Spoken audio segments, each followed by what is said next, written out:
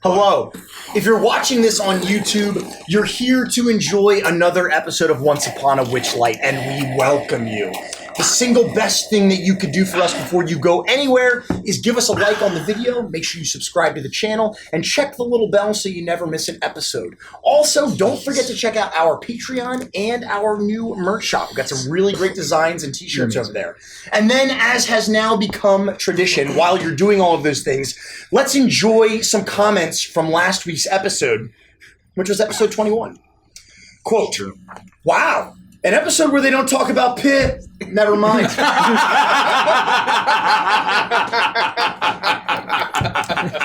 I cannot look at bananas now without saying banana. Hopefully they don't forget to rescue the fairy dragon. You know, the entire reason they sought out Jingle Jangle. Oh, fuck. No, we're on this mountain heading for... No, we kill the rabbits first, and then we'll go... I read that. We're not remembering that guy. I don't remember his name. Are you kidding me? He was irrelevant. No. And finally, of course, Torbeck is back, and I feel sad. Not because I hate Torbeck, because I feel terribly bad for him. So thank you so much. Be sure to leave a comment, and maybe next time yours will be read live on stream. Enjoy the episode. Thank you. Oh boy. Anyway. I'm ready for a nap and a juice box. Weirdly in that order. It's officially Nikki's turn to take over. I'm done. Roll that beautiful bean footage, Rich. Once upon a witchlight hour, the sleeping queen stirred in her tower, and through grand halls past lock and key came to her slumber dreams of three. The first brought laughter filled with fright, the second, love defiled by spite, the third, a world of pure delight. She welcomed these, they were her own, but soon from porcelain lips a groan, her silvery dreamscape now forsaken, to pain from which she'd not awaken. Something blighted had come hither, foul as nightshade creeping thither, from yon the grave-like curse did wither. The little prince wept in his spire, his wounded heart had one desire, a ballad from the dreaming queen could turn his maelstrom mind serene. He vowed her rescue, speech sincere, but toys would be his shield and spear, and so he scoured for 1 full year. In springtime wreathed in parenthood, the prince first found a toy of wood, a doll set, beasts and wild things. But listen close, and each one sings a song of child, owl, and bear, a song that calls the spirits there, a song for monsters with much hair. When summer heat steamed like a kettle, the prince then found a toy of metal, a rocking horse with ashen mane. Around its neck was draped a chain. Its horn and eyes and nose shoot flame, with mighty hooves and sturdy frame. No better steed one could proclaim. He searched from autumn's harvest throne. The prince then found a toy of bone, lettered blocks stacked to the sky, when turned to words could only lie. Deceit known to the hounds of hell makes for a potent hex or spell, of souls, of sin, of Shadowfell. Through winter's chill from peak to pass, the prince then found a toy of glass, marble spun in measured motion, like careful thought or certain notion, each glinting cat's eye seeing all, from stars beyond the cosmic sprawl, to inner strength and mind's recall. The day has come, no time for rest, the fateful toys placed in a chest, with stripes of white and stripes of red, just like a big top by his bed. The little prince prepares a flower for either outcome, sweet or sour, and makes a wish for love, for power. Once upon a witchlight hour.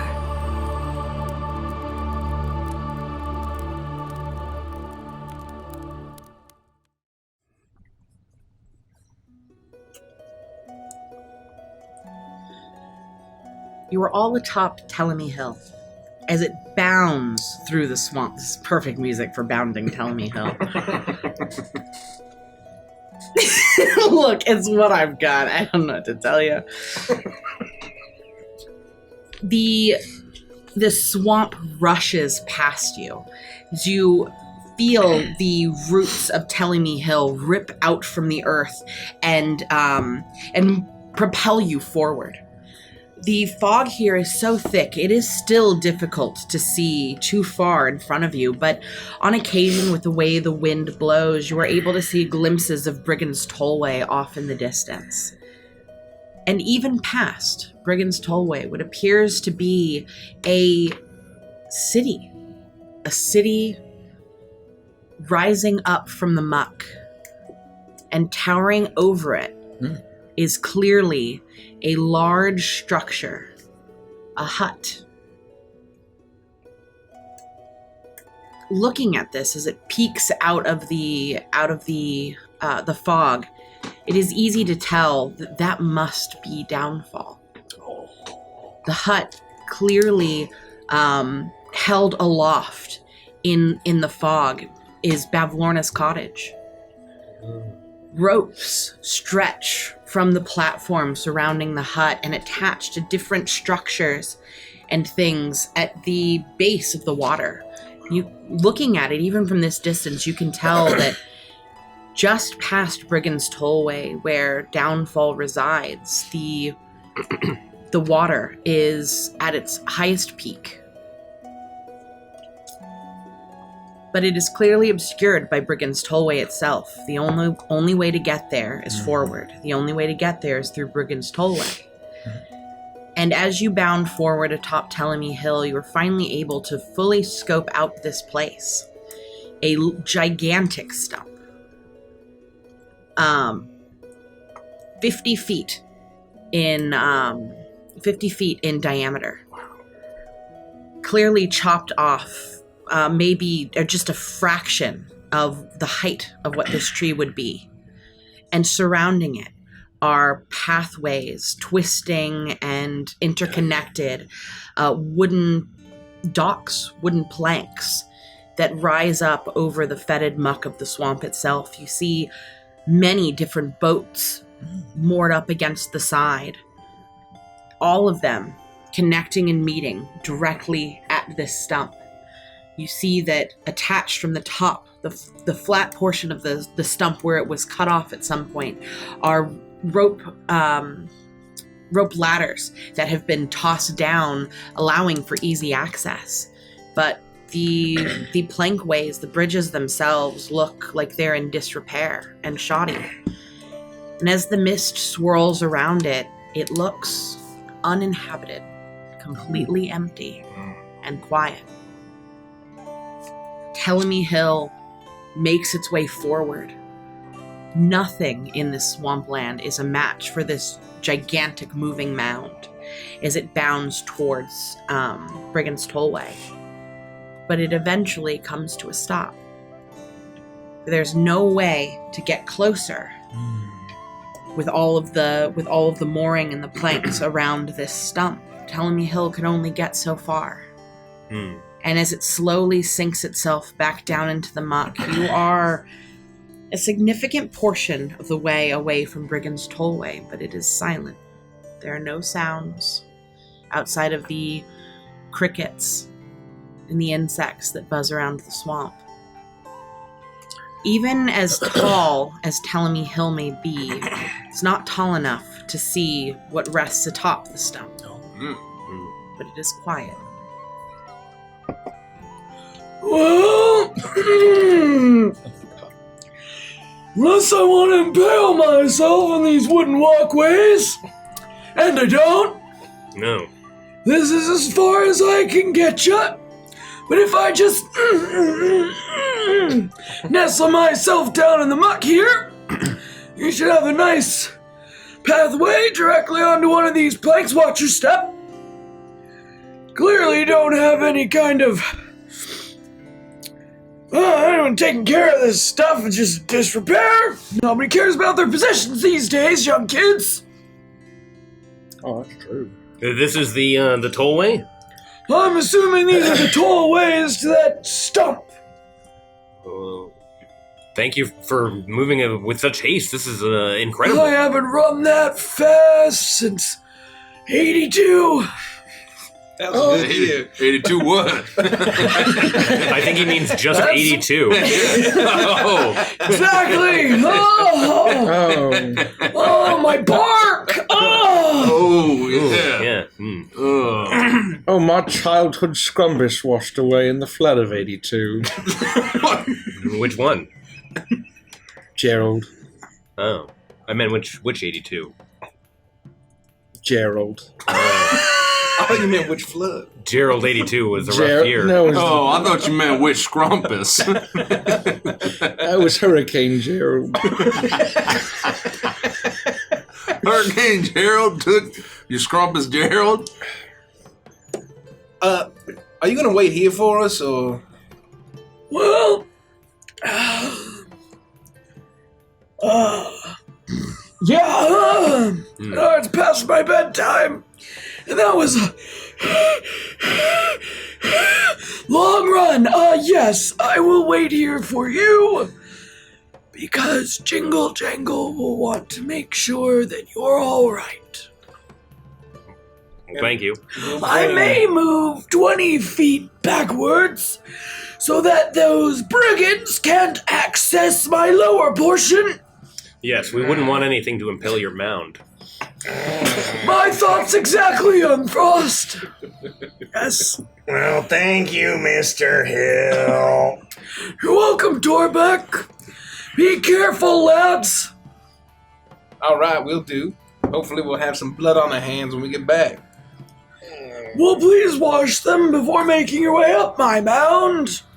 We don't need to wash them. We'll just, rub them in the grass. I'm specifically asking for that not to happen. Oh. The grass is kind of like his skin. It's kind of like just I don't know. I mean, It's more like his hair. He's telling stories about punching people before, you know? You just figure he's got a little blood on him. Gideon, do you typically will touch mounds with unwashed hands? This is outrageous. Yeah, frequently. In fact, that's just about the only way I touch mounds. My hands are dirty. I rub them all over mounds, and it's a great time. You know, it gets you clean. This explains much. Hey guys, Torbeck has a question. Yes. Yeah, Torbeck. What's a scrumbus? Well, if you have to ask, you can't afford it. Okay. Oh, yeah, no, totally. I know what that is, but Torbeck, you wouldn't know it. No. Oh, Torbeck man. doesn't know. Imagine not knowing what a scrumpus is. Is anyone else worried about the fact that it's completely silent here with nothing going on? Do you think... Don't listen, okay? Telling me... Do you think telling me brought us to the wrong place? I definitely didn't take you to the wrong place. Little one, this is Brigand's Hallway. There's only one. Well, Twiggy, I think probably what happened was all these rabbits saw a massive hill kind of running straight at them, and they just are hiding. Oh, do you think they noticed? Are you implying subtly that we've lost the element of surprise? Oh, you clever duck. He's not a duck at all. Unintended consequences. Well, if they're hiding, we can drown them out. Finally. How are you gonna drown them out when they live in a swamp? And they live on the top of a tree stump that's conveniently placed above the line of the swamp water. That's a good point. Oh, they're up there. You'd be surprised. Torbeck almost once drowned in a bowl of soup. But if we had a bowl of soup, wouldn't we want to eat the soup ourselves and not drown someone in That's a it? good point. All right, well, regardless, Okay. we'll figure out what's going on. We'll poke around, and if this could be a horrible just saying, ambush. I'm a bit scared right now. I've never been on an adventure before. Well, you're thinking like an adventurer. This is good work. That's exactly the kind of thing you should be thinking of. Yeah. So I'm good at this? Naturally? And so far. Yeah, I mean, You've contributed suggestions and observations. You haven't Oh. died. Everything's fine. Wait, what?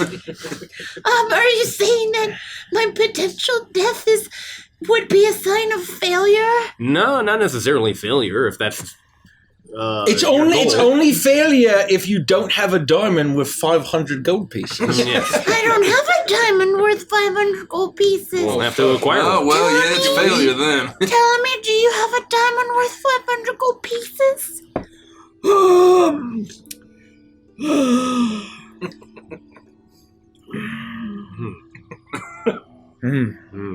What to do? Mr. Hill. No! Mr. Hill, please stop me if this question is weird or uncomfortable. Can you take off those shoes? And if so, what does it look like? What are you talking about? Don't you have, like, big old shoes on? Greg, what the fuck are you talking about? I thought, wasn't there a map and it was a hill with shoes on? I never described it. Oh, really? Not that I've seen. Wait, you don't see those huge red and sneakers? in the map, they kind of look like elf shoes, but they're just the roots. Oh, out to okay, kind of like okay. I create thought it was like feet literally like thing. fucking like This is a hill wearing Air Jordans. yeah. That's how we got here so fast, the bump action. When you showed the map last week, I was like, oh, hell with feet, what the fuck? Oh my god. Okay. And yes, just because you grew up in the swamp does not mean you cannot drown in the swamp, as my old friend Neil learned. Was he dead? Sounds ominous. Oh, Neil with a K. Is that pertinent? Well, it, separates him from his other friend, Neil. Without a K. Alright. Dormek is learning. Okay, well, Telemi, thank you so much for getting us here. We're gonna go rescue. We kind of are rescuing the damsel in distress, even though she's not currently with them. They hurt her. Jango, that's what I'm talking about, in case you're wondering. Yep. And so we're gonna beat him up, and then she'll be rescued for next Wednesday, or days that resemble Wednesday. That was perfectly synthesized. We'll tell them that there's hill to pay. Yeah! Oh my god, that was a Telemi That's really good, wasn't it? There'll be hill to pay. We'll tell them that there's hell. Oh, Look at the jokes you brought. You can tell me there's hill to pay.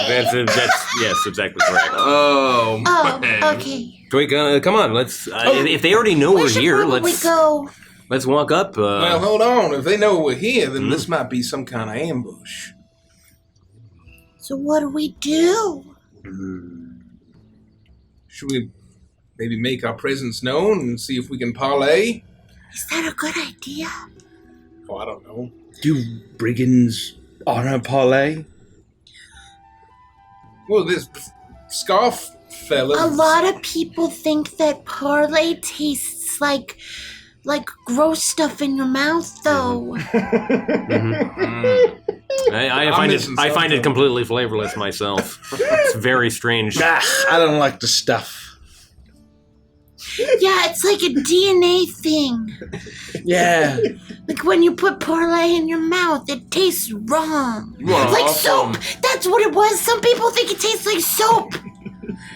So is that a good idea? What if at least half of them taste soap when we parlay them?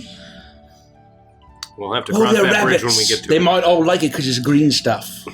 Oh no! They'll love this stuff. And my 82 and he record just said I don't like this stuff. Frost starts looking around. You get that when Gerald died? He was Gerald.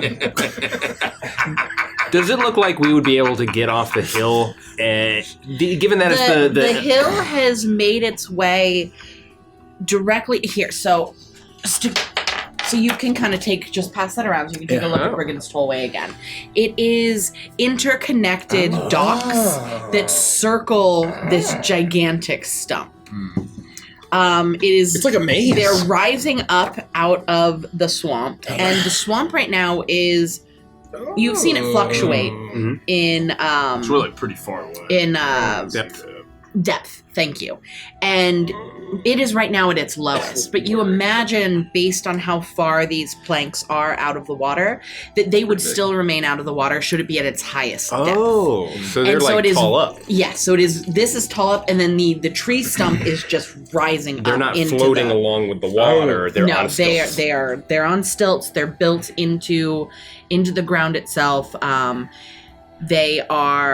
They seem to be, for the most part, structurally sound, though they are unkempt. So you can see that they are used. There are boats that are moored up against it, skiffs, as it were. There are rafts, a variety of different water mounts, essentially. And it's easy to see that this is how the brigands were able to make their way out into the swamp and find you, and why they had a boat with them. They clearly came from these causeways, make their way out, steal, and bring it back. You can see these knotted ropes that lead directly up to the top of this thing. Yes. This is not the first time the gang has encountered these brigands? No. So they know what they look like? Yes. Or we're not sure because there could be more. There could be a bunch of them. Yes, you encountered about 10 of them. Okay.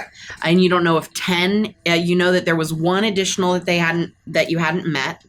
And that was the Brigan Prince, they called him. Outside of Adden Longscarf. Adden. And that there could be more. You don't know. It could have just been the 10 and Adden. It could be that there were 5 other vessels of 10 that had gone out from Brigand's Tollway. You do not have that information. They did have a snake. If the whole parlay thing doesn't work, could maybe we use someone as bait? Could I request that I'm not the bait? Because I've never done the venturing before, and I get performance anxiety, and like my first time being bait, I want to make sure I know how to do it, you know? You can observe maybe. Mr. Crummy won't make you be bait. Torbeck is very certain of that. Yes, it's an advanced adventuring technique. Torbeck is a master baiter. Okay, so you've baited before, like a lot. Torbeck's been known to bait here and there. Yes. Okay. Well, I've never baited once in my life, so I'm gonna have to watch you very closely so I make sure I know how to do it. Just don't make eye contact. It's starting to border on chronic. Oh, you're a chronic baiter? It's a thrill. So why shouldn't I make eye contact with you when you bait? Are you gonna get scared? Eye contact is the direct window to the soul. Oh, and you don't want me to psych you out, because at the moment the bait goes off, if you get psyched out, you won't be able to finish. It's certainly explosive. Yeah. Okay. I'm still looking around as this conversation's happening. Does it look like there's only one path forward, just directly towards the stump via these docks, or does it look like there is a chance that because I'm assuming Frost is, that their focus point is this hill that showed up. Would we be able to go around? So how the hill has placed itself up next to it, if you look at the map, there's one, I can actually show you if you pass the map back to me. Where the hill, I will mark it, has placed itself is right where I'm circling. So you have 2 planks that you can dismount onto and start making your way around. Left ways or right ways? Behind you, however, is just the swamp. Should you disembark the hill, not onto one of these planks, you would have to, because the water level is low, you would have to find a way to climb up. And there are no ways to climb up onto these planks. It is very clear that the brigands don't leave these plankways unless the water level is high. So all of the skiffs are tied, but they are sitting at the low level, and they will clearly rise up as the water gets higher. They'll be able to embark onto the onto the skiffs and the rafts and head out to do their stealing. So there's like a wooden like pylon coming off the plank heading into the water, and it's above us, like the yang. Yes. So if you were not on Telemy Hill, you would be looking up at all of these causeways. So we can goblin glider down onto the plank. You can literally just walk down. Oh, onto it's it. right up there. Yeah, he's a hill, so Oh, he's at an angle, yeah. so we you can easily step just off like Jack step Sparrow. off Yeah, onto that's it. exactly what I'm saying. Jack Sparrow there. Exactly. Twig, it's okay. I'll let you on a little secret. I also get performance anxiety when I try to bait in front of people. I've seen it. Yeah. One last thing before we go, Frosty. I'm really worried about it because the first time I bait, I want to make sure that I'm ready for it, you know? And that all the people that are watching are cheering me on. And they're like, Twig, you can bait your life away. But not in a you're going to die when you finished kind of way. Oh, now I'm real scared. She adjusts her glasses. I don't want to bait anytime soon. Yeah, because once you do it the first time, you're gonna want to do it a second. So You think- That's what Toolback says. Yeah, you definitely don't want to die after the first one. Baiting addictive? Well, if you talk to Torbeck, It's more like if you die the first time you bait, you'll never become a masturbator. It That's takes true. years of practice. Oh, and you know what'd be really cool? I used to know this girl in Brownie school. She's a real meanhead. She said that, Twig, you're never gonna grow up to be anything cool. You'll never be good at anything. And I'm kind of good at running an inn, you know. But she's never stopped by, so she wouldn't know. But Briar Gigglewing, when I become a masturbator, I'm gonna bait in front of you, and then you'll know. Well, Yes, you will.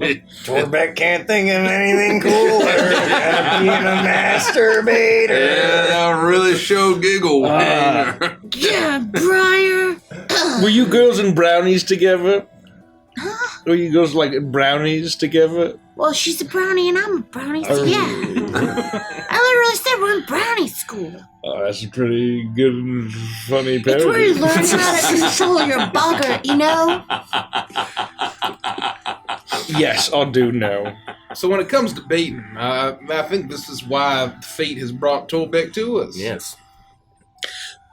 I can't stop picturing Torbeck in a grass skirt. Why? I feel like that's appropriate for bait. Why? If it'll draw the brigands out, Torbeck won't say no. Yeah, like maybe a flower necklace or something, you know. Do we have a flower necklace and a grass skirt? I can we make could one. give to I can make Torbeck? one.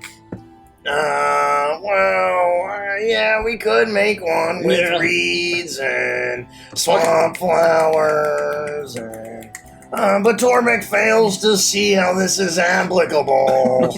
Yeah, That's I'm a losing really this, Go. good word.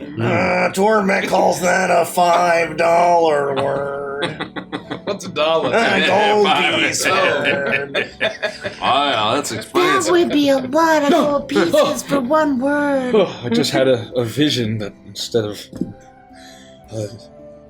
currency backed by precious metals, we used government fiat. Oh no! That's fucking crazy talk. There you go. How's that even work, man? Bossness! I'm losing it. I'm losing my mind. Okay. Isn't a Fiat one of those tiny horses that always breaks down and no one can fix them? Yes, that's exactly right. Why would you ever use And they got those tiny big old horses? mustachios. They're probably a bunch of perverts. Oh yeah, those horses are good for nothing. Why wouldn't the government issue tiny perverted Italian horses that break down every chance they get? I don't Well, know. there's some people who like them. Yeah. You know, I mean, The government's even more useless than Torbeck. Wow. Wow. Well, ever since Bosnev set up on old Telemy Hill, things ain't never been the same. Let's stop this quest. Let's go talk to Boss Nassmore. He was a cool guy. Okay. Before we go, Frost, I feel like I'm contractually obligated, based on where we are, to do this. I'm the king of the hill. No.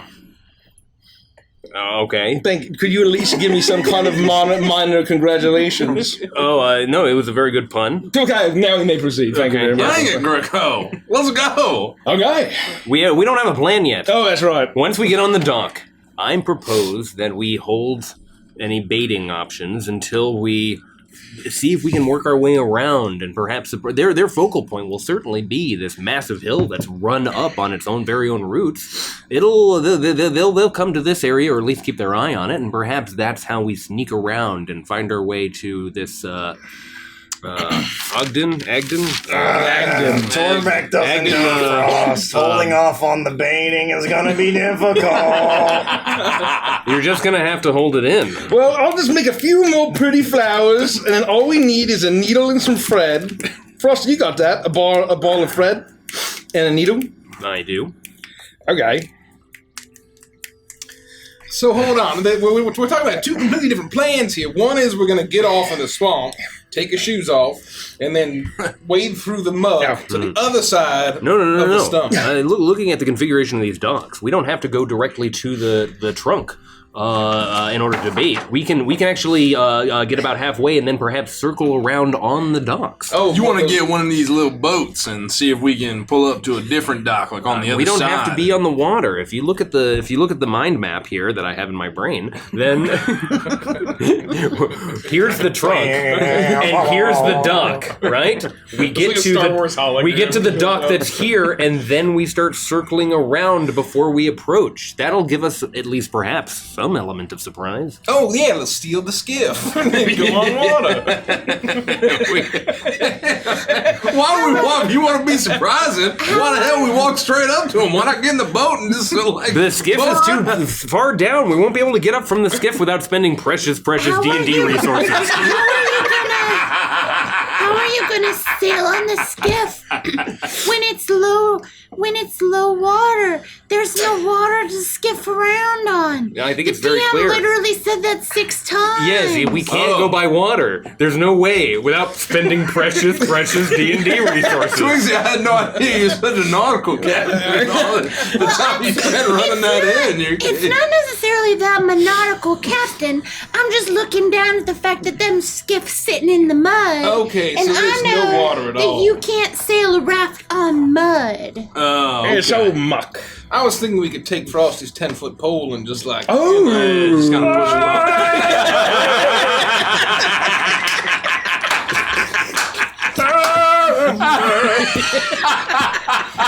Oh shit! Oh, it's sounding good.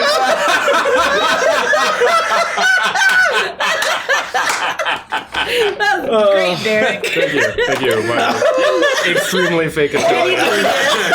You kind of sound like a Muppet. Can you do it again? You want to see me do it again? If I knew any of the lyrics, I'd use them, but I don't. Well, shit, there's only one way forward. Let's just get on the dock and start walking. Oh, it looks like there are tons of way forward. Just like Frost was trying to tell you guys when you weren't listening to him, that you could walk forward and then take any of the side planks in all kinds of different directions, and then wide around on those, and then take another one in a different direction, and then go around on that one, and then round back and go to the third one, and then next thing you know, we're on the west side instead of the north side. We're on the south side. We're the southeast side. Oh my god, I'm getting really worked up. Wait. Somebody stop me. This is what we call in the adventuring world a critical research area. You're getting bogged down in the mechanics of how we approach. Nobody's going to answer the door if you don't knock.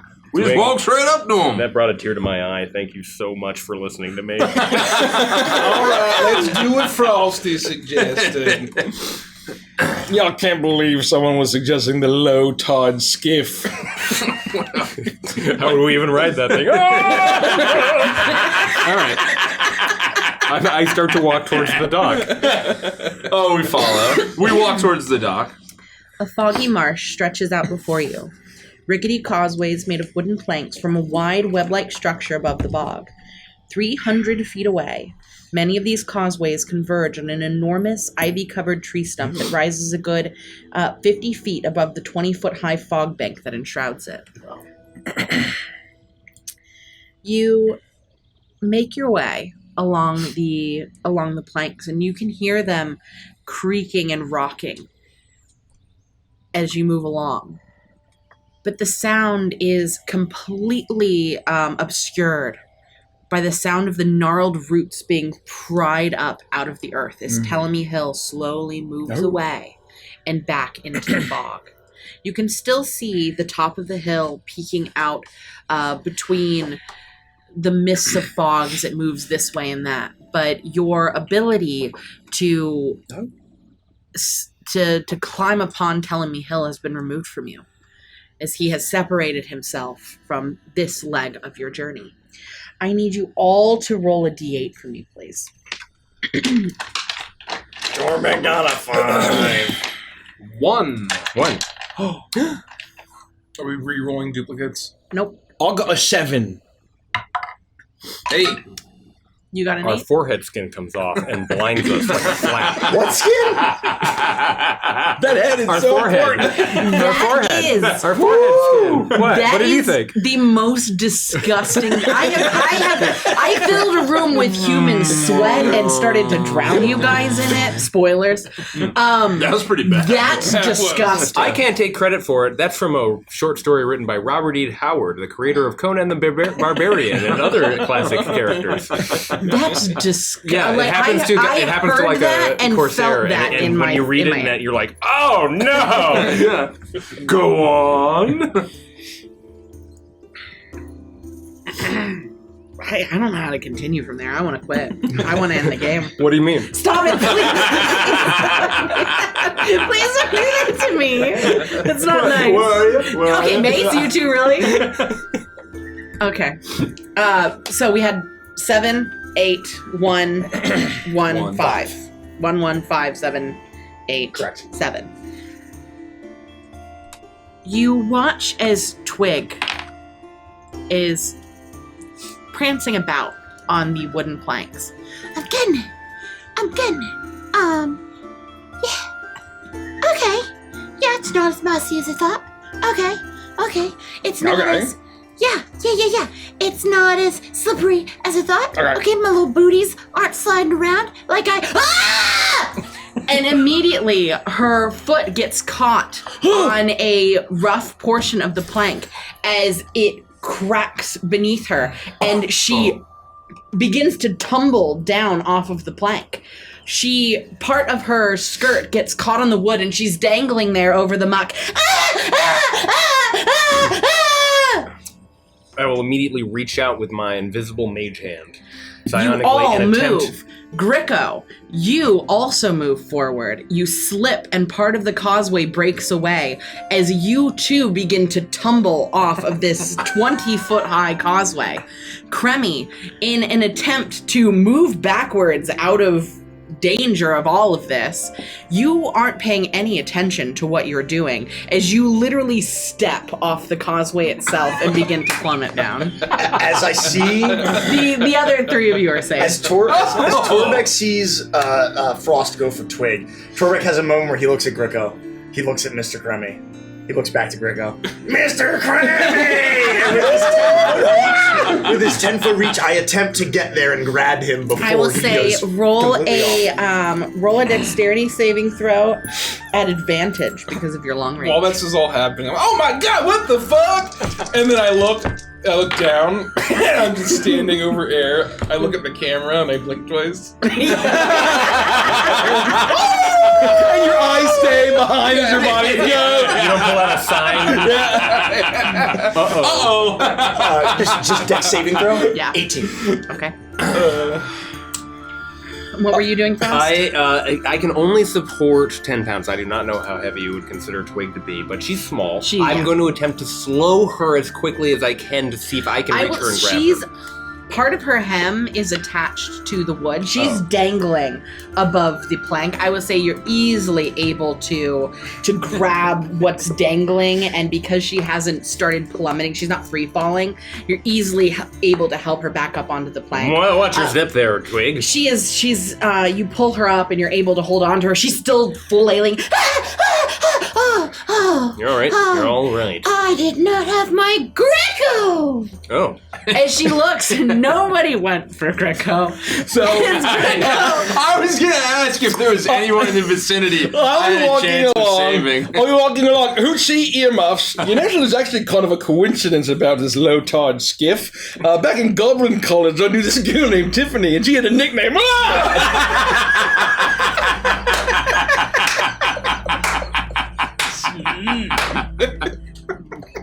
I don't get it. I no longer am interested in trying to save her. Oh, he's upside down in the mud. His legs are just doing this. He'll probably drown soon. If Grigo's anywhere near me when he tries to fall, I would try and catch him. As all of this is happening, almost as if moving through the shadows, an obscene reflex rate. Torbeck, you see out of the corner of your eye as Kremi steps backwards, trying not to get involved with the chaos that's ensuing in front of you. And you see as he does step clear off of the causeway.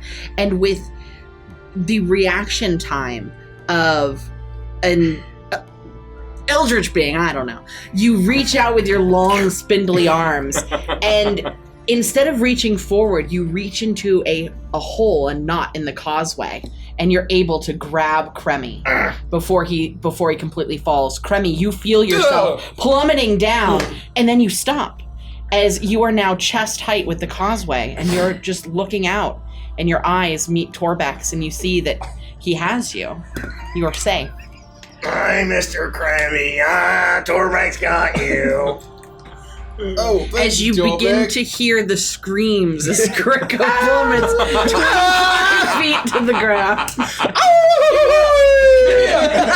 Can I try and save Greco? I goofy the fuck off of the plane. I'm gone. What are you going to try and do? And sets him on the...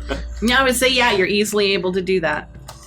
Torbeck had to make a split-second decision and didn't choose Greco. Torbeck had two arms. But this one was preparing to bathe. I had to eat my post-sneaking mango snack.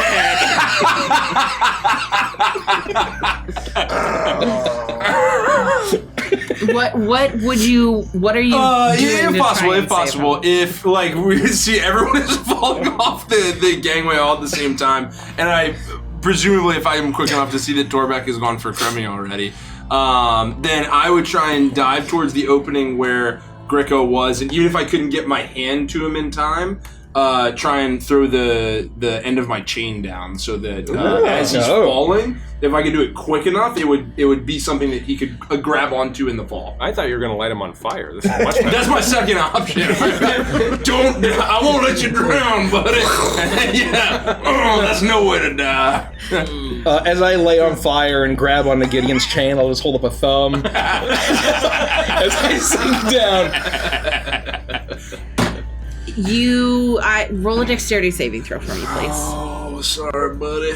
It's your time. And I will say, because you do have your chains, and it's a clever use of them, you can roll it at advantage. While you're rolling, Nikki, I was so horrified when you said that like the wood splintered underneath Twig. I thought you were gonna pull out a pencil. I'm like, no! Yeah, so did I. You were like, and it breaks, and I was like, oh my god, the wood that she's standing on. No, 19. Okay. Greco is telling this story that you don't know if it's real or fake. And as he gets to the punchline, walks just straight off of the causeway. And you watch this. And you look out, man! You hurl your chain and you wrap it around his waist. As he's dangling there over the side, you're able to haul him back up. But you realize that this causeway is deceptive. That clearly these Herringons are light of foot, and they must know all of the safe spaces to move along these wooden pathways, because clearly this is not a safe passageway. And though you do have the entire length of it to make your way to Brigand's Tollway, you will have to find a clever way to make it there. But just walking will be precarious. This would take forever, but I could use my mind to test the creeks for each board we attempt to walk on and find the silent What does path. a creek have to do with this? We're on top of a wooden rock. Wait for us and almost the creaking sound like this. Yeah, I almost died. Rico maybe almost died, I don't know. Yeah, you guys all okay, by the way? That was probably pretty, And Torbeck got mango all over my coat. Sorry. No. I'm still hanging above the swamp. Where did you even get Quit yanking my chain, Grico. Get up here. Nice.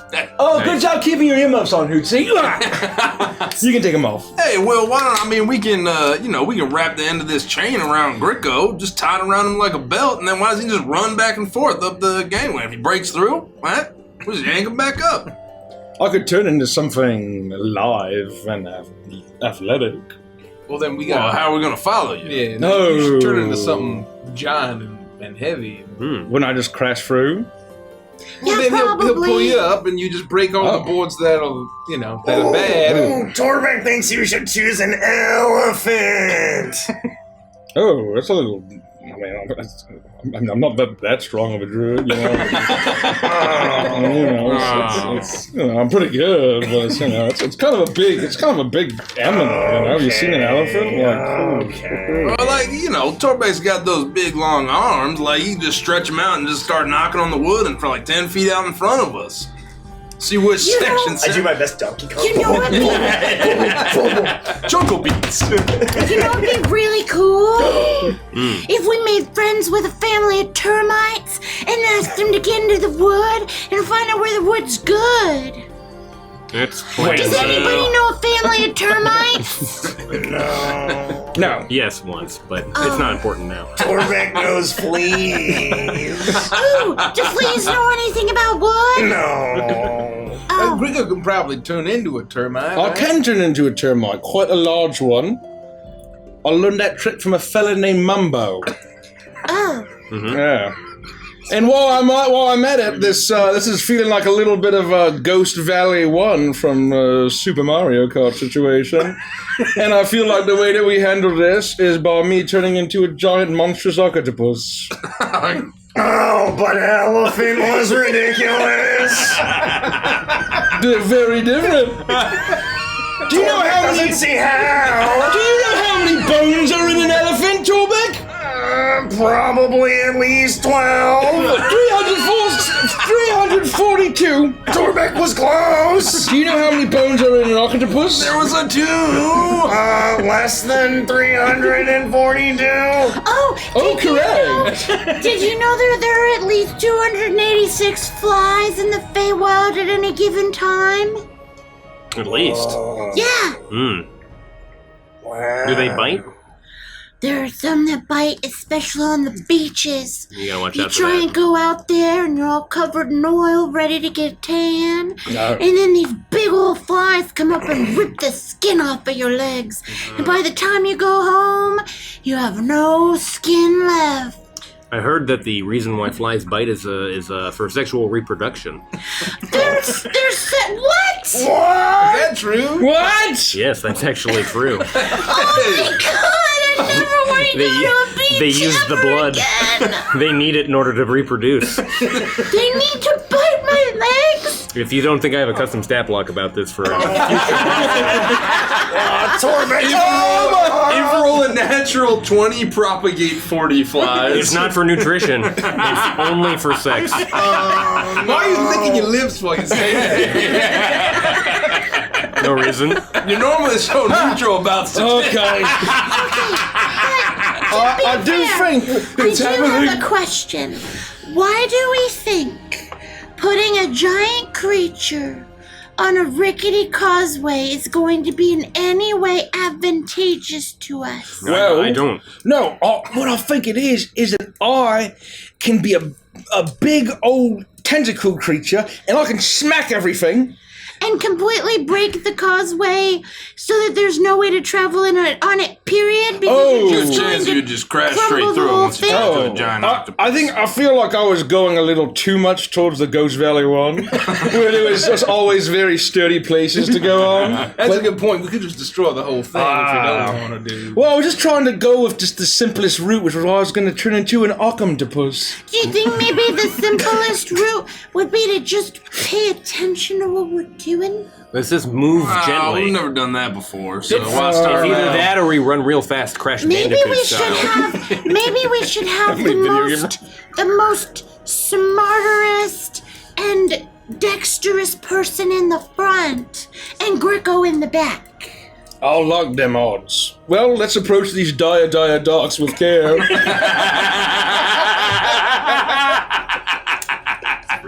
And Bayou Boogie! I'll take the lead. I'll take the rear. Uchi, you're with me, because you're very clumsy. Thank you, Twig, for... Oh, yes, I need to stay with Uchi, because she's not very graceful.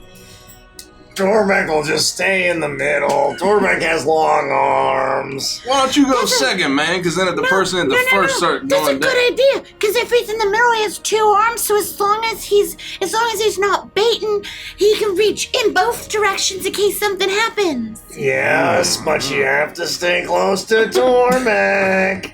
I'll stay Okay. close to Toby. Do you think I could just ride on your shoulders, Torbeck? Of course, if you want to. You stink, but that's okay. Tormek can't really help it. Just get up here.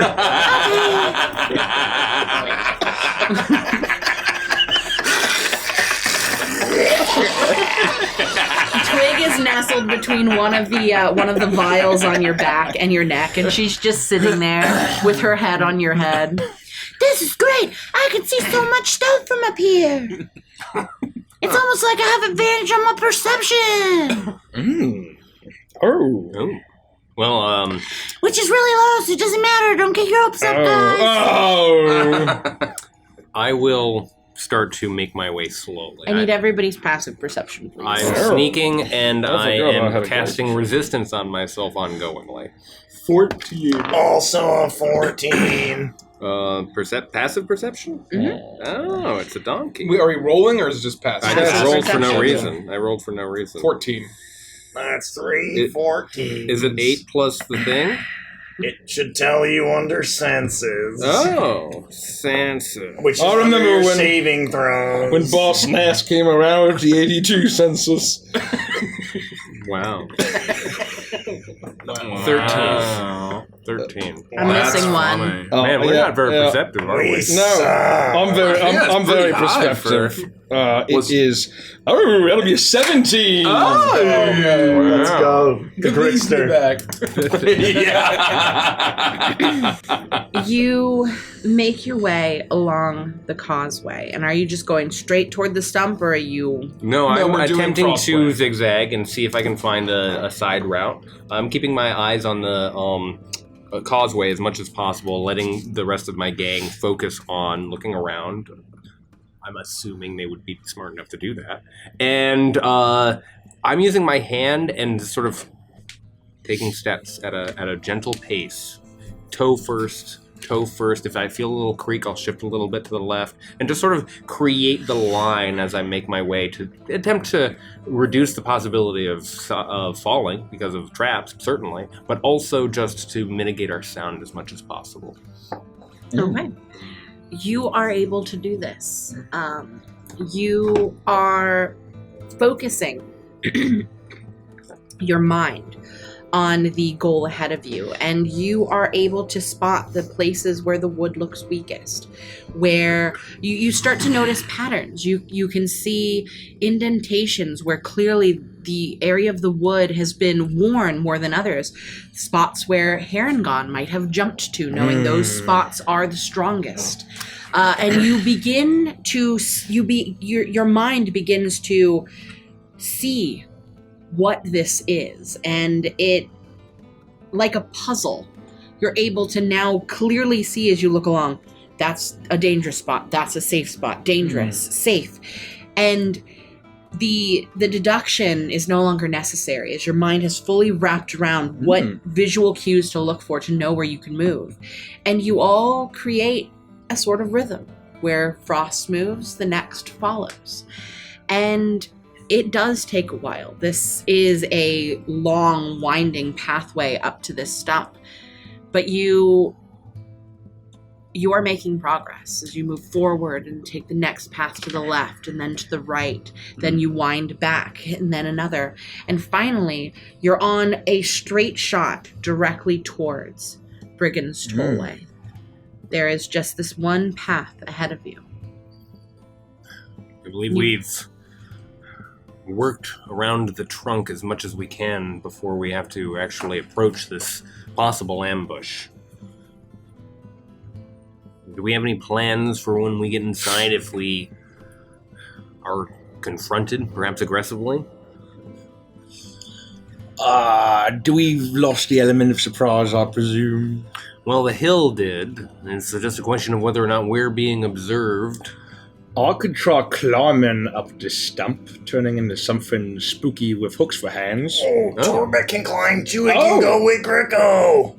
We can go together. Body system. Body system. So, I'll still use a presence. Torbeck, stop breathing on my neck. Oh, sorry. It's just kind of the general air of Torbeck. No. Gideon, stop breathing on my neck. Well, I don't know. I'm not breathing on your neck. I'm way over here. Remy, stop breathing on my neck. I very hesitantly turn and look up. An odd feeling suddenly comes over you as you become aware that somewhere along the way, a hunched, hooded figure has joined the group. The cloak falls away as you watch, as with lightning speed, a creature barely taller than Greco leaps around you. A flash of blue encircling you. I just put all over myself. Encircling you as you hear, "You have been being watched by none other than Adden Longscarf, the Brigan Prince of Prismere." And we're going to take a coffee break. Oh, man. Damn it, Adden. Yes, what you got? You've inspired me to sing a song, one of my favorites. We are the mediocre presidents. You won't find our faces on dollars or on cents. There's Taylor, there's Tyler, there's Fillmore, and there's Hayes. There's William Henry Harrison. I died in 30 days. We are the adequate, forgettable, occasionally regrettable caretaker presidents of the USA. Okay, but can we talk about the fact that my favorite president, Rutherford B. Hayes, number 19. Number 19, everybody. Gotta give it up. Hayes was mentioned in that song. I was always a big fan of Grover Some people. Cleveland because his name was Grover. Some people may say it's Rutherford, but I beg the question. Are you sure it's not Rutherford? That's Rutherford. It's like Werther's original, but it's Rutherford. Rutherford B. Hayes. I think Number 19. I think that I've never realized how formative the moment in Futurama was for me when it was just a ray off the fall down. Very formative. I prefer Nixon, but that's just me. Brought to you by the great taste of Charleston Chew. A shiny new body. And a good Republican body riddled with phlebitis. Did it say something about having Spiro Agnew as like a robot? Headless Agnew. Holy shit, that was so fucking good. Okay, Nice. are we ready to keep playing? Yes. Okay, lovely. Yeah. Immediately, this entity begins to whip around you. A flash of blue as you look this way and that, trying to pinpoint this creature before finally he stops on one of the posts along the causeway. Clearly, a Harengon man, dressed in studded leathers, holding a why can't I think of what it is called? A branding iron. Holding a branding iron that is clearly illuminated on the tip. Cool. Its bright red coloration is smoking and steaming. You see that the brand on it is the symbol of 3 Harengons attached, tail to nose in a triangle pattern. I could actually show you. Just Red to make Hunt it easier. brand, you Like the say? human Sentai pad? Oh my god. I was trying to think of a pun about hares and rabbits, Rich. Give it time before you waste it. I was thinking like an Ouroboros, but instead of serpents, rabbits. Yes, so it looks like this. Oh. That's complex for a brand. Oh, I think I know what that means. 3 hairs. Magic, and that's why it's always hot. In the other hand, he holds aloft a shield, and wrapped around his neck is a 15-foot-long blue scarf that trails off behind him. The end of it is tattered and ripped and broken. And for the sake of it, I will show you a picture of him. Oh, the picture. He's been on the map the whole time. This is this guy's a badass. He's right here. Dude, this is awesome. He was under our noses the whole time. How come we've never thought of a branding iron as a weapon? How sick is Because that? that's really fucking dark. My next character It is is going to have a dark. huge pair of cutting shears. Yeah. I'm just having meat hook. This is sick. He stops and brandishes his branding iron, and immediately you are met with the sound of bagpipes that erupt from somewhere overhead. And a song that you have heard before, as Harengons pop up all along the top of Brigan's Tollway. You see archers. You see melee fighters. There are at least 50, if not more, Harengon staring down at you as they all begin to sing the song of Adden Longscarf. He raises his hand and holds them at bay as you notice the waters begin to rise. There's a skiff on either side of this causeway, and in it, 2 Harengon. 2 archers, clearly with their arrows pointed at all of you, and two what look to be melee fighters. They're cracking their knuckles. They're looking at you with a mischievous grin on your face. And Adden looks down at all of you from his perch atop this post. You must pay the toll, or leave. For I am Adden Longscarf, Brigan Prince of Prismere, and you shall not pass. We may have made a mistake, fellas. Parlay! Start baiting. It's too late for that, Frost. Twig, stay close to me. Yes, what my friend said. Adden, we would like to hear more about the toll. We'd like to parlay. You must pay the toll. Give up the goods. Well, what exactly is the toll? Whatever I want. Give me what you've got until I'm satisfied. Oh. Torbeck quite Weapons, literally has clothing, nothing. trinkets, money, everything. I want it all. I'm not giving you my clothes. That top hat. Pass it over. I narrow my eyes. Yes, and the jacket too. What do you think you are, fella? He hops around and circles you quick as lightning. What kind of toll is that? You say this at him, But then he's gone in the flash of an eye. And as you try to follow him, by the time your head gets back to where he was, he's been standing there leaning on his knees, staring at you as if he had never left. He's fast.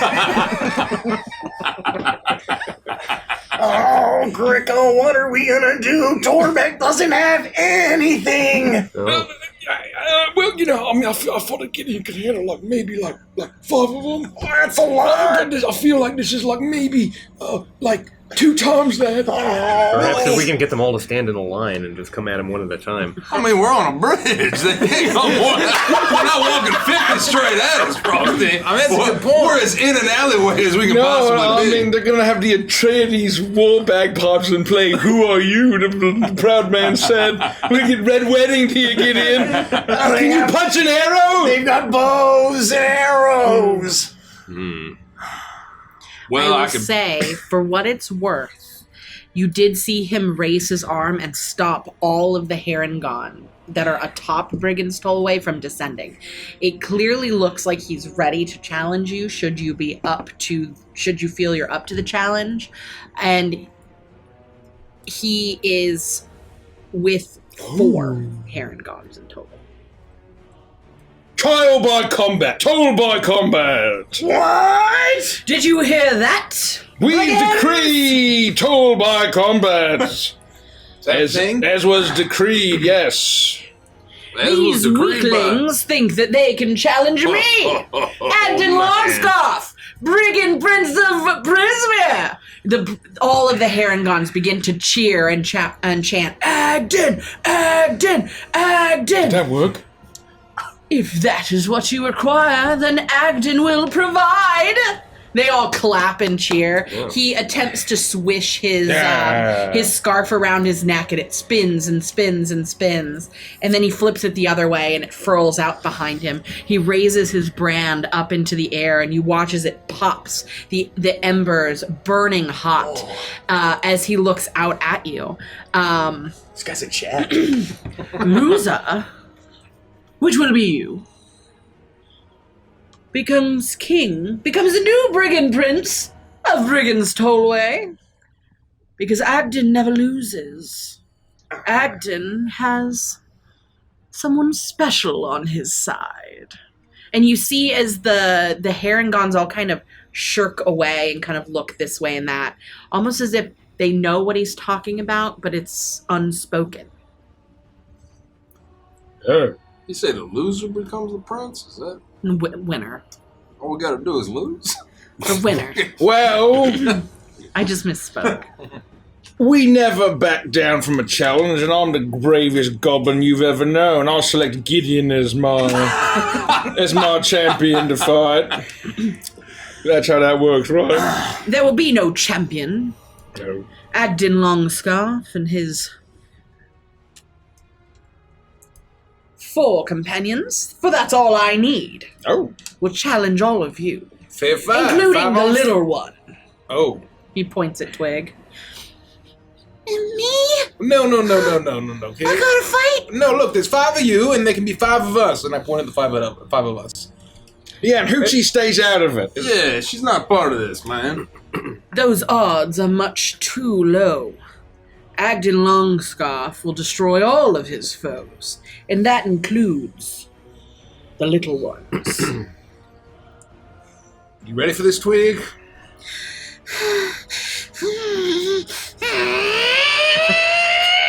Yeah. You gotta get angry! I am! You gotta get mean! But if I get really angry, I become a booger, and then you don't want to know me! Oh, we would, especially if you eviscerated that rabbit guy. I would eviscerate you too! Oh, my that's booger less... knows not friend from foe! Oh, it's a little bit of danger. That's exciting. Well, we might need that, so keep it in your back pocket. Okay. Roll for initiative. Yay! This die always comes. I cast Kill All the Rabbits. Okay, I'm gonna call customer service here. 18. On your die. My love, I want Also 18. Oh well, that's not the total. I also you rolled an 18. Oh, okay. I got a total of 18. I got a total of 18. Let's Would you like go to go before fucking me? 20. Lair is just the Herringons. Oh. So You mean Hare? Ah! Thanks. It was intentional.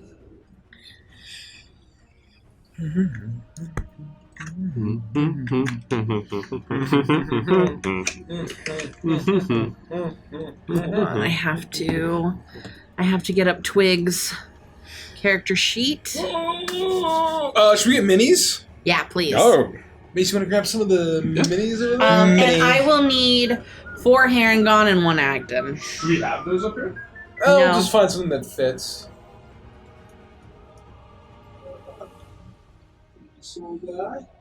Where's Greco? Alright. I need to remember how to play my character. We'll have legitimate minis one day. Chloe Zoe says, I have no idea what Torbek's combat is going to look like. I'm so excited. I might throw up a little. Moody. Uh-oh. Never a good sound. I'm sorry. It's your it's Oh no. Is he all Did he right? break? No, it's totally fine. Okay. He's a sturdy boy. It's going to be disgusting, and I'm here for it. Oh, we're 4th level. We're gonna die. Oh. There's.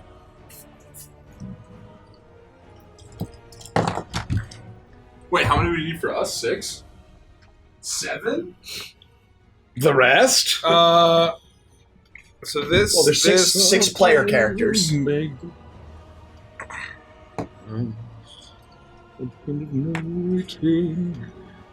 Frost. No backwards answer. Well, no, Frost is Taishan, because this is a very visible... Oh, well, do you want something else? Yeah, grab Taishan. That's what we did last time. Oh, that's definitely Bottom left. Oh. Yeah, there you go. I don't know what the organization system here is. Why it's always a mess. Okay.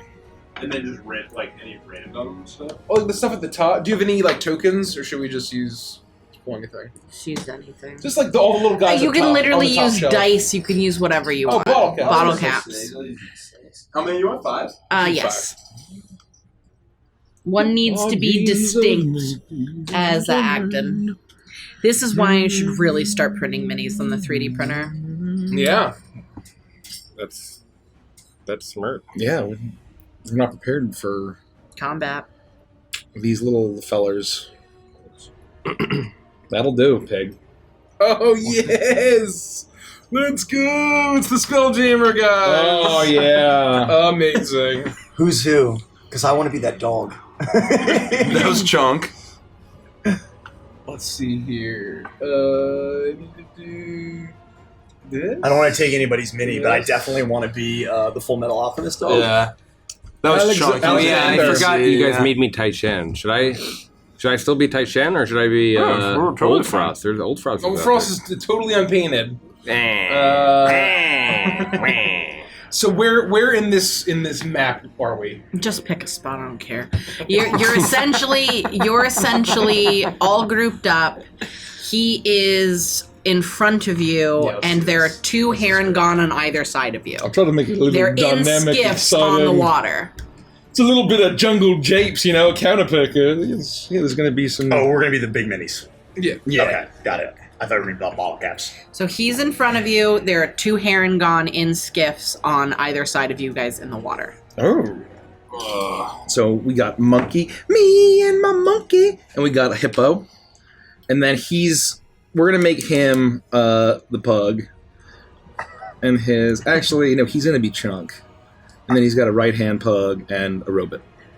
Well, they're in skiffs, right? So once again, you guys are all grouped up. He is in front of you. Oh, so let's by himself. They're here. He's here. And then on either side of you, there are 2 Harengons that are each in a skiff. So there's 2 skiffs, one on either side, 2 Harengons in each. So there's no melee fighters on the board except him. There are 2 melee fighters, but they're in skiffs. Okay. Oh. So in the skiffs, you see each skiff has a melee fighter, a guy who's cracking his knuckles, as well as an archer or a sniper, as it were. 20 to 25. 24. 22. 22.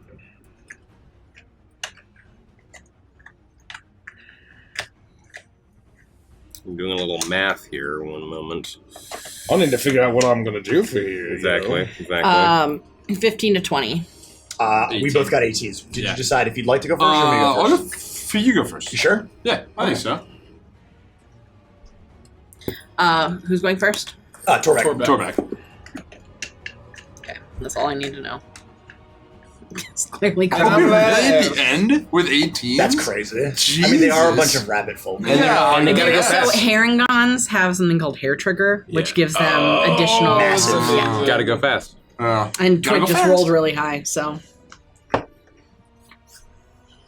With that, Adden smiles, his pearly white teeth glinting in the light of his brand as he jumps forward. Who is directly in front of him? Me. Oh, jeez. You rolled a sign that says, Who's leading the way, though? I think I it was was. Gideon. Frost and Gideon, I think. Yeah, it was Frost. Frost was leading the way, for sure. Oh, no, he was facing me, so he was... Well, he was all over the place. Yeah. Right? Who's everybody? You can leave it. I don't even know who I I don't am. know who I'm me. either. I'm going to take this one. Just tell me which mini I am. Yeah. Oh, are you... you could be Rodek. Okay. That's fine. Is that this one? Yeah. Rodek's the squat one. I'll be Yorgrim. Can you move this for me? Oh, yeah, sorry. You were Yorgrim last time. So Okay. Yeah, it all makes sense. Yowza. All right. Let's see if I remember how to play this character. That's very exciting. Adden moves forward towards you, Kremi. He leaps, a standing leap, directly towards you as he waves his brand in the air and he brings it in towards a piece of your exposed flesh, attempting to press the brand into your skin. He is going to roll to attack. It'll only hurt on for a that. second before your nerves Does 14 hit? No. Wow. He waves it around quickly and goes in for a second brand. Oh. Oh my god, you gotta fight with that thing? Does a 20 hit? Yeah. Oh, yeah. You feel the brand sear into your skin. The smell of burnt flesh assails your nostrils as the wound pangs with a fiery heat, doing... And something awakens within you. What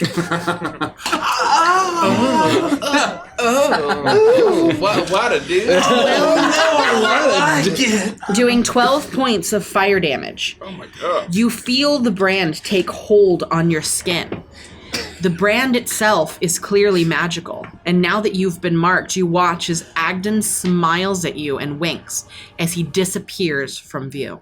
Oh, shit. My brain is saying what I don't. My heart is saying what I That's do. pretty funny. He disappears. Pretty good. You can see him just fine. Oh, shit. body. Oh, he flippity flopped his brain. Huh? You flippity flop. So, can't presumably, if see you him. get branded, Kremi can't see him. he becomes Yeah. invisible to you. Oh. No. Where the fuck do you go? Shit. Frost. Yeah. Did someone say beans or breakfast? Or my fucking legs? Actually, immediately after, he looks towards... Who's next to Kremi? I am, and Gricko is, I think. And I'm right behind And him. then Frost is behind him.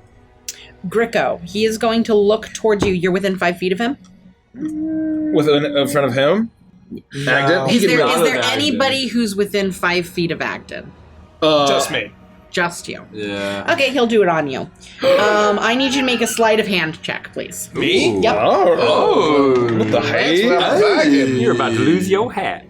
Slide of hand, right? Oh. That'd be crazy if he just starts like robbing us. Oh, what Oh, sorry, you don't make a sleight of hand. You make a perception check. Oh, Yeah, it's probably a contest against a sleight of hand. Mm-hmm.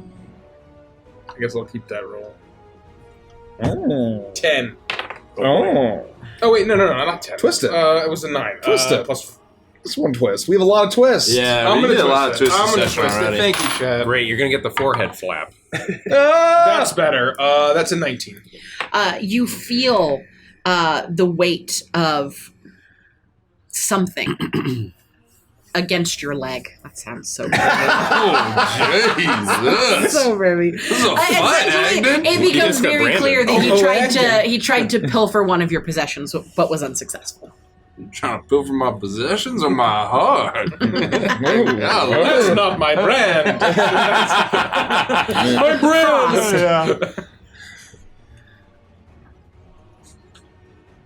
Frost. I see this all happen very quickly in front of me. Cremmy, watch out! I'm gonna try to do better this time, and I'll focus my hands together, and you'll see swirling energies, greens and purples, all start to mix and interchange, and I'll double the orbs in my hands into 2 orbs, and then launch one at Adden, and then launch another to my side at. Did we make any distinctions between these 4? Or are they all You can identical? just say boat 1 and boat 2. I'll make another attack against. Boat 1 is the one closest to Gideon. Okay, boat 1. I'll throw it into. Is this for the map? They'll just leave my hands. They're levitating there, and they'll just go in the direction that I think of as I make my first attack against Adden. That's going to be a 24 to hit. That hits. Okay. That's going to be. Damn, really low. 6 points of lightning damage. And I will do the same against one of the creatures in one of the Harengon in boat 1. And that's going to be a 14 to hit. That hits. Their AC is 14. Outstanding. 12 additionally lightning damage. 12? Yeah, 12 goes to the other. You pick which one. You have melee fighter and sniper in that boat. Sniper. You fire this, or you launch this orb towards Adden, and he rears back as he takes the hit to his chest, but he rights himself very quickly, moving with lightning speed. Seemingly taking the full amount of damage. He wipes the spit off of his face, and he looks at you, his eyes narrow, and he looks like he is coming for you next. As you turn your attention towards boat 1 and you hurl an orb in that direction, quickly making a choice. Your eyes make their way to the melee fighter, but you switch over, realizing that the danger that a sniper holds. And you launch the orb towards them, and just as quickly as he is hit with it, he reels backwards out of the boat, and you see the life leave his eyes as his body plummets into the murky water around the skiff. A moment of quick silence as a loud gasp erupts from the top of the tree stump. All of the Harengons are shocked to see such power in this moment, and they begin to mutter as they all lower themselves down and watch with bated breath, none of them making any effort at all to intervene. Careful, Adden. This could go a lot worse than you think. Which one's dead? Yeah, we have to take one off there. Ooh. Which boat was it? It was Boat it was 1 one sniper. Not Alright, yeah. No, Red. Red's out of here. Gricko. Amazing. I am going to. Are these Harengon medium or small creatures? Would I know? They're medium. My size? They're medium. I am going to look at Cremmy as I pull out my owl ocarina, and I will say I'll play a little jaunty tune as I give you a healing word as a bonus action. Nice. And then I am going to you know what, I'm just going to do anyway. I am going to continue to play and I will leap forward as I transform into a small spiritual froggy myth. This large, three-eyed, tentacled creature with the stat block of a giant frog. And I'm going to leap towards the one of the Harengon and try to basically attack it while I'm falling. Or basically just try to grab it with my tongue while I'm falling. What do you mean while you're falling? He's like leaping off Yeah. the bridge to get to the boat. The water is basically level with the... Then what I'm going to do is I'll basically just leap forward and attack him. In my description, I mentioned how the water rose and the boats came up with it. So you could easily step onto the boats. I'm going to jump onto the boat and see if I can get him. Which one? 2. Pug. Boat 1 or 2. Boat 2. Boat 2 then melee. is it the Sniper or the melee? Melee. That is an 11. To hit? Yeah. That misses. Okay. I'm a frog, though. You watch as Gricko's body begins to change as it undulates and shifts, and where this goblin body had been is now the form of a minuscule froggy-myth. Much smaller than what a froggy-myth should be, but a froggy-myth nonetheless, as Gricko hops onto one of the skiffs and makes an attack towards one of the Harengon, unfortunately slipping on some of the moss that covers the side of the skiff, but he is nonetheless in combat range with them. As Twig looks out from behind Torbeck's shoulder, Torbeck's head, starts to climb down rather quickly and dexterously, as she looks this way and that and sees the situation that Gricko has found himself in, caught between two of these Harengon. And she closes her eyes and waves her hand, snooze! And she casts sleep on the Harengon in the boat. Nice. How much should I heal? Oh, I'll just roll it. Actually, I cannot heal you because it's a bonus action to wild shape. That's fine. You don't get any healing. I don't know why I thought I could do both. Why are you not telling me how many? D&D Beyond, what the hell? D&D Beyond. Gosh. Dungeon. You have to use the full name when you're mad. Dungeons and Dragons Beyond. It is literally not telling me how many dice to roll. Oh, no, there it is. Sorry, my bad. First one. Verbolten. Verbolten. Okay. Both of the Harengon immediately get kind of woozy as they as their eyes focus down on Gricko's minuscule form, and they both fall unconscious in the boat. Gricko, you are unaffected by the sleep. Because it starts with lowest hit points. I'm gonna look at the frog. I mean the rabbits. Did I do good? Did I do... Good job. Well done. Just like Uncle Hobo. Keep going. You're doing great, Twigsy. The Harengon that's left looks towards you, Frost, seeing that you have injured their Brigan Prince. It is the melee fighter, and he is going to use his leap as he jumps out of the skiff. Is there a way for him to be within 5-foot range of you, but also next to Adden? No, not you Frost. you could get to Frost, me, and Torbeck, but not also or Adden. you could get to Adden, Cremy, Torbeck, not Frost. Okay, he's gonna go for Frost. Or if you can jump over, he has 20 feet of jump. Well, is this legit? Like here? I would say he's gonna go for Frost. If he can't get it easily, he is just gonna jump towards Frost.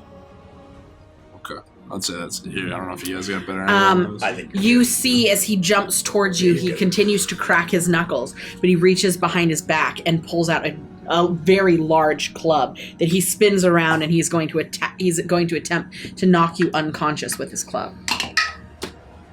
These are some nasty ass rabbits. Does an 18 hit? It does. All right. Oh no. 8 points of bludgeoning damage as he smacks you with the club. Ow. Hurt. I would like to react. I would like to react to that. Okay. As he comes in with the club and it's clear he's about to hit frost, I would like to thematically ignite into a flame form, have my manacles kick in. As they whir and twist and come to life, you would see on its heat gauge that would kick into gear 1. Nice. And the chains will immediately whip out, grab the end of the club, and redirect it to hit Adden. Okay. Hell yeah. And Well that played. just happens. That just happens. Okay. Does Adden need to be within? No, does that need to be next to him? Nope. No? No, it's in 30 feet of the attacker.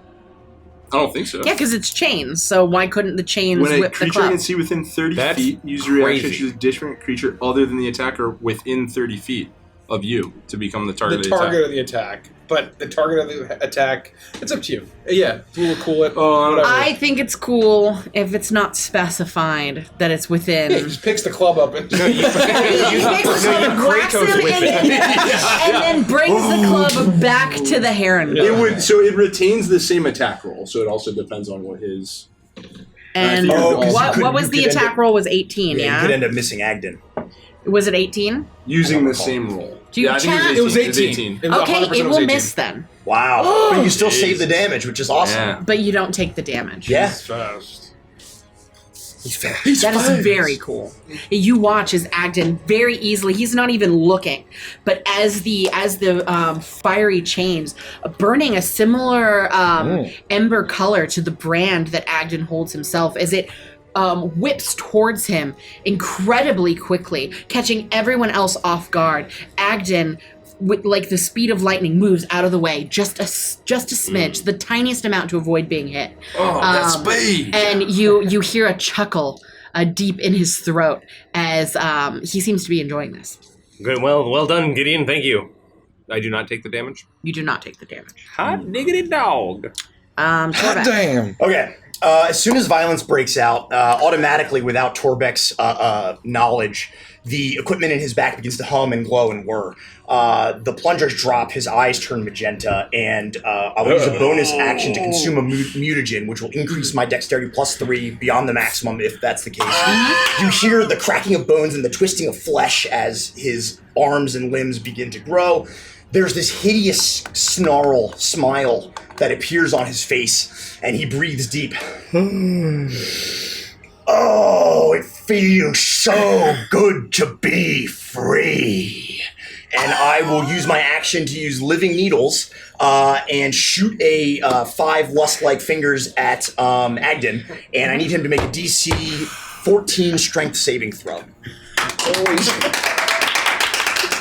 So this is the Come on! This is the thematic equivalent of the Woodland Critter Christmas of them trying to fight and then Santa coming with a shotgun.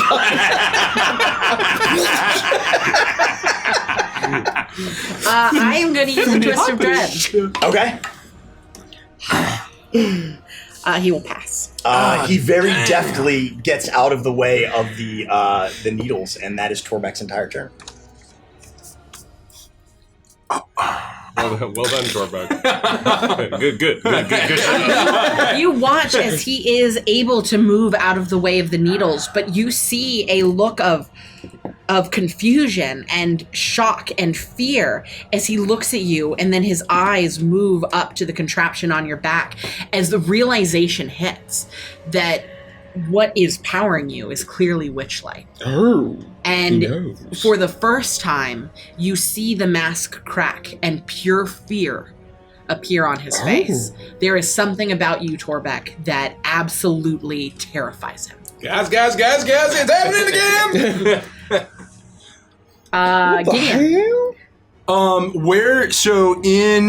right here in this map. I guess we just like quickly did it. If he's here, where in relation is the stump? The stump is about 20 feet away. In what, like this away? Like he's in between us and the stump? I can't see over the DM screen, to be quite honest with you. Let's just say it's 20 feet away, you can't get to it, and okay. Yeah. I would like to go here, if I could. Can I stand here? Yeah. Excuse me, Gideon. If it's 20 feet behind him, I would say it's behind him, yeah. Okay, behind him. As I ignited my flame form. I heat up. The flame begins to die down and pool into my manacles. I've entered gear 1 for my ability before. And I'd like to say to Adden, it's funny. You know what wood does? It burns real good. And I'd like to cast Burning Hands out in a 15-foot cone. Woo! And will ignite all of the wood beyond him and stretching out towards his stump kingdom. Okay. If it'll ignite. If it has to be ignitable. Not my stump kingdom. And it's just a dex save. My stump kingdom, no. No. I just took a stump in my pants. Jesus. What in the hell? I just refurbished the kitchen of my stump kingdom. So I would punch out with my fist, not even attempting to connect with him, but just out of the manacle would blast forth like a shotgun blast of fire. 22. Oh, he'll pass. And he's going to use take half as evasion, much. so he'll take no damage. Okay. Well. And you're going to really hate me, but this is all waterlogged wood, so it would not catch fire the way that you hope it would. As you ignite past him, he lets out a hearty laugh, clearly in provocation to you, as he mutters under his breath, "Idiot." Well, shit, guys, I'm going to account for the fact that it's all fucking wet. We're in a swamp.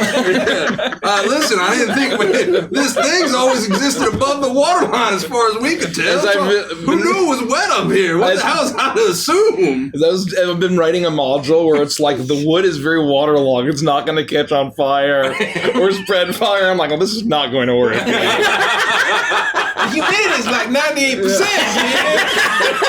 Well, who knows how to measure humidity, all right? This thing's just measuring heat, damn You it. saved me. I came up completely soaked. Well, you fell like 25 feet in the mud. How did I know this was wet? Anyway. That was just damp wood. I fucking action surge and I run up and I try and punch him in his stupid rabbit gut. Oh, that's good. It's like punching a medicine ball. Just like yeah. I miss. I think it's a 17. That misses. I think you should. I would twist it. I'll twist it. You know what I mean? This guy's clowning us. It's not like you're gonna have a horrible problem out of it. It wasn't meant to be. You rush up. You feel yourself filled with anger as he mocks you, and you muster up enough energy for a final attack as you rush forward and attempt to punch into him. But the wood is wet and it is slick, and you stumble on a mossy patch, and you swipe, you punch in, but he moves slightly to the side and lets out a hearty laugh. The Harengon that are all around Brigan's Tollway on top of the stump, all begin to roar with laughter as they watch you miss. And you hear as they all begin to mutter and joke and pick fun at you. Well, it would have worked if you'd clean the fucking place up, Adden. Hard to dump. Take care of your stupid gangway. You got rot right there. Fucking hate these guys. It's pronounced stump. Grimmy.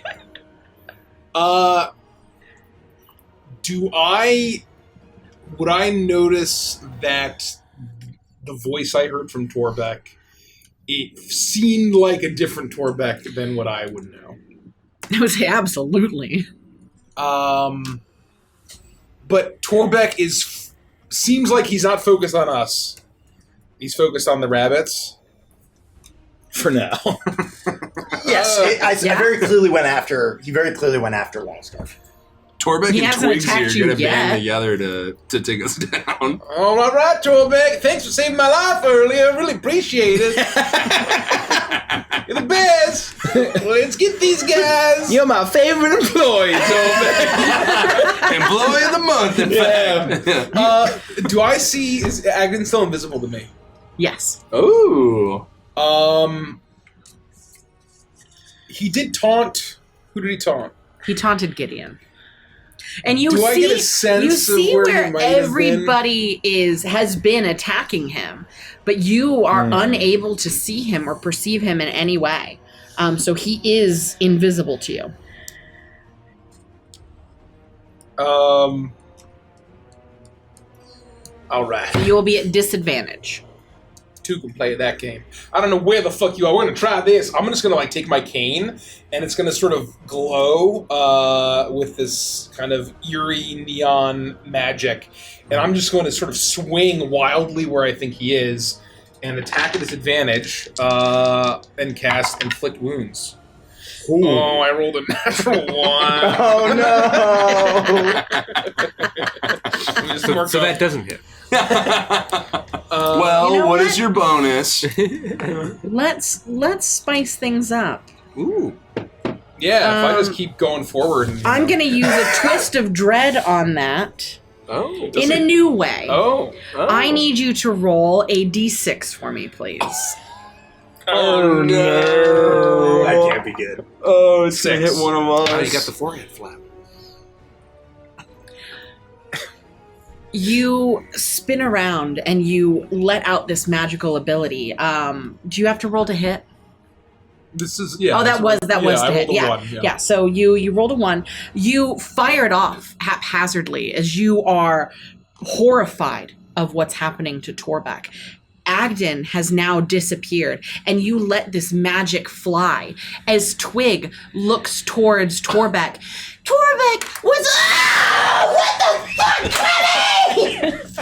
And you hit Twig square in the body, doing how much damage? Oh, no, Twig! And you hear, the second it connects with her skin, you hear this ominous jazz as this dark shadow almost leeches from her essence. And she almost starts to wither. She As, might. it was a second level inflict wounds. Oh shit! Twig's gonna boggart and just Bravo, Nicky! I love you so much. Yeah, that was pretty good. I love that shit. What happened to my Critical character? failure. I You love killed it. Twig. I'm might gonna be so Yeah. happy. For the foreseeable future, I love we that. are That's good. changing twists and dreads, so I'm trying this out this session. I love it. But for Adding the foreseeable fumbles, future, 100%. I can use a dread to natty fumble. Sorry. I love that. Oh, at your discretion. At makes my sense. discretion, yeah. Yeah, because otherwise it's like Yeah, difficult to because teeter. like if you natural 1 on something, I personally feel like your character should be able to succeed with your like. You're super dexterous, so a plus 13 makes it a plus 14. Yeah, you should easily be able to do that. I'm not going to natty 1. Well, also That's Gideon ridiculous. is going to have like 14 attacks by the end of this session or this campaign. So Yeah. like he's definitely going to roll 14 natural ones at some point. Yeah, at that the would same be a time. nightmare. And you know what happens to foreheads in those situations. Fuck off, Derek. I just grab the chain and I start swinging it in a circle, and everyone, Frost will look down at Gricko and said, "Do you see how Grimmy hit her in the body?" Do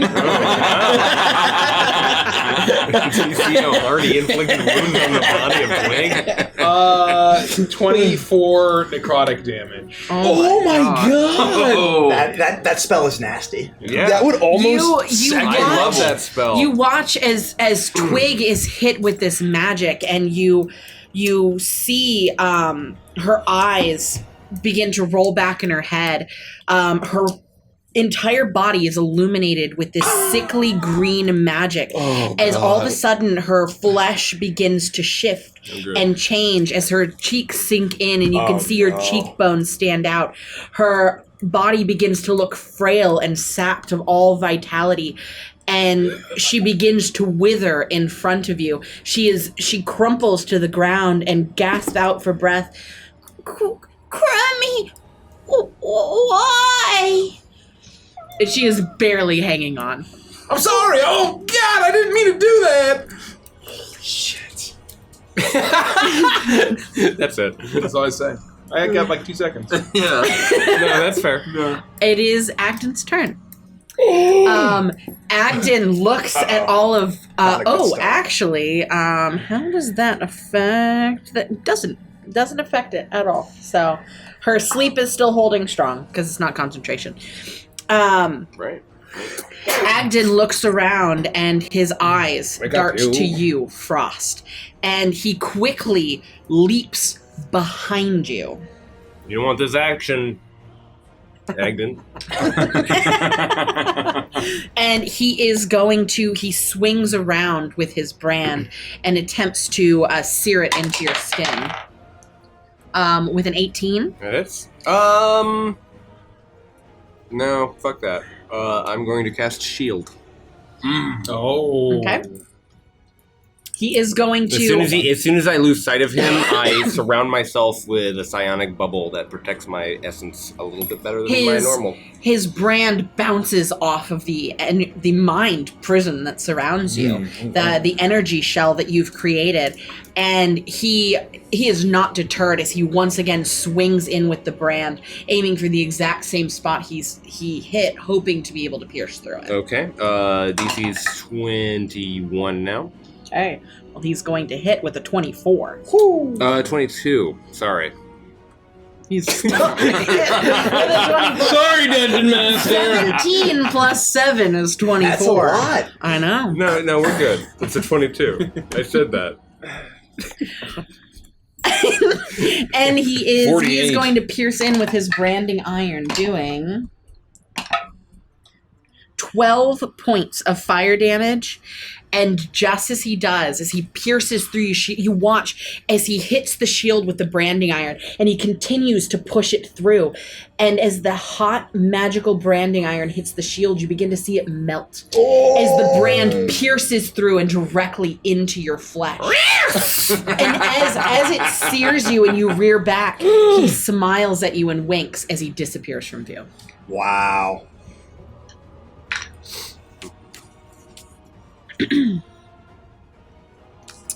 And that is his turn, Frost. Dear God. Oh. You may be blind to me now, Adden, but that doesn't mean I can't find you with my mind.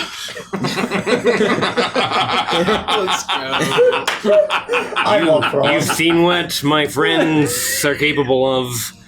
You know what is going to happen. Stand down. Or my friend Torbeck here, my friend Gideon, Cremmy, Frigo 2. That's the worst. Frigo is the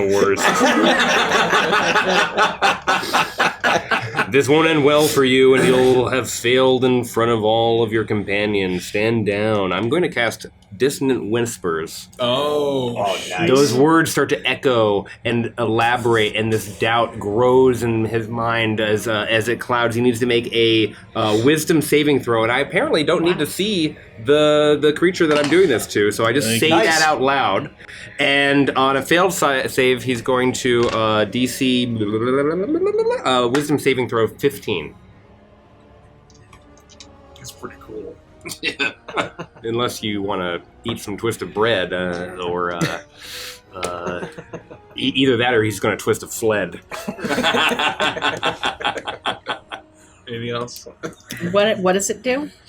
Oh, he takes 3d6 psychic damage, and this is my favorite part. He uses his reaction to move his maximum speed away from me.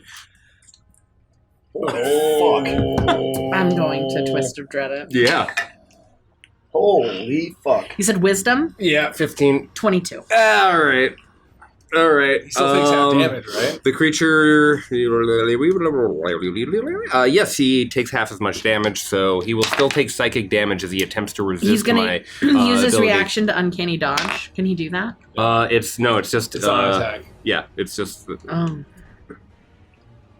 He takes All it half says of is 16. Adden halves the damage that he takes from an attack that hits him. It's an attack. It's not an attack that's hitting. It's a saving throw. It's a Oh, spell. okay. Okay. That's fair. 8 points of psychic damage. Burning Hands wasn't an attack either. That's half of 16. He didn't uncanny dodge. Oh, He, that's an evasion. AoE. Oh, Yeah. got it.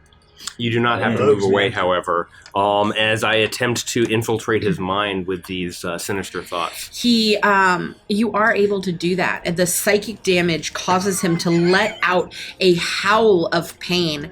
All of the Herngone atop Brigan's tollway look down in shock, seeing their Brigan Prince scream out like this. The mask he wears of his confidence and his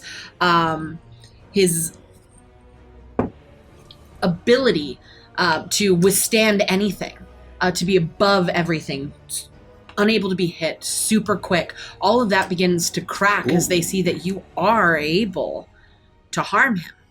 And you see as they begin to mutter and whisper to each other, sowing doubt in their minds about their prince as he lets out this yell. Even gods can bleed. I mean, some. That's much better than last time. I'll stay where I am. No bonus action. No. So Agden's right there. Don't forget Twig's also there. And Twig is missing 95% of her soul. But I see I see what Agden is doing, correct? Yeah. I'm gonna look and say, well, I don't like you very much. That makes me mad. And I'm going to hop over to him, and you're gonna hear as I'm going to grow into a large 6-legged crocodile and attempt to spectral crocodile and attempt to chomp onto Agden. As you can wild shape from form to form as long as you expend the action. Nice. I had to look that up. Yeah, that's sick. I mean, technically, you could just drop it and then do it again, but it's cooler to go from beast to beast. You know what I mean? I think that's It's fair. like you bind the wild shapes in what you call it. I'm going to make a bite attack against. I'm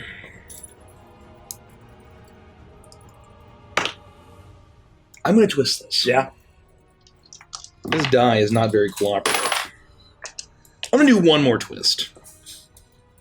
I probably shouldn't have done the crocodile. It's okay. We need a Gricko hit here. That was good. That was big. 22. Nice. As the spectral crocolisk with tendrils on its face will lunge forward and chomp its jaws, I'm going to deal a bit of damage here. Wait, is this? Oh no, this is not the right one. Whoops. Sorry, I need to look up the right. We established that 22 hits? 22 hits, yeah, for sure. Or it I seems. think my guess is his AC is 20.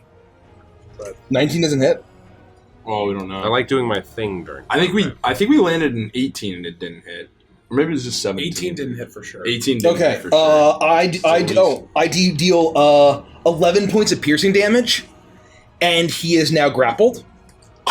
He can reaction this one, yeah? Correct. Yes.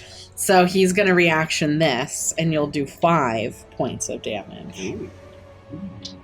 How do you like them grapples? As he uncanny dodges, and he doesn't take... you sink your teeth into him, and instead of getting the full amount of teeth, you only get a few. Get him in his paw like a and the grapple is... he's still grappled, correct? Yeah. Does that give Torbeck It does. No, that's restraint. No. It's grapple. I think they're both at Actually, to grapple him, you do have to make an athletics check. Oh, is this part of the attack? Yes, but to grapple him, you have to make an athletics check. It is part of Agden's kit. Oh, because he's so slippery. Oh, so even if it is an even attack, if it's part of your attack, to grapple him at all, athletics to pin him down, you have to make a successful DC athletics check. Go for the forehead. Go for his mind. It's been weakened already. Athletics, you saying? Mm-hmm. 21. That is enough. Nice. I can hear. So yes, you are able to grapple him. With him in my jaws, I'm on this large crocodile creature. I am going to feel the water under my tail, and I'm going to basically try to slide into the water and pull underneath. Okay. Oh my! god! Classic crocodile versus rabbit.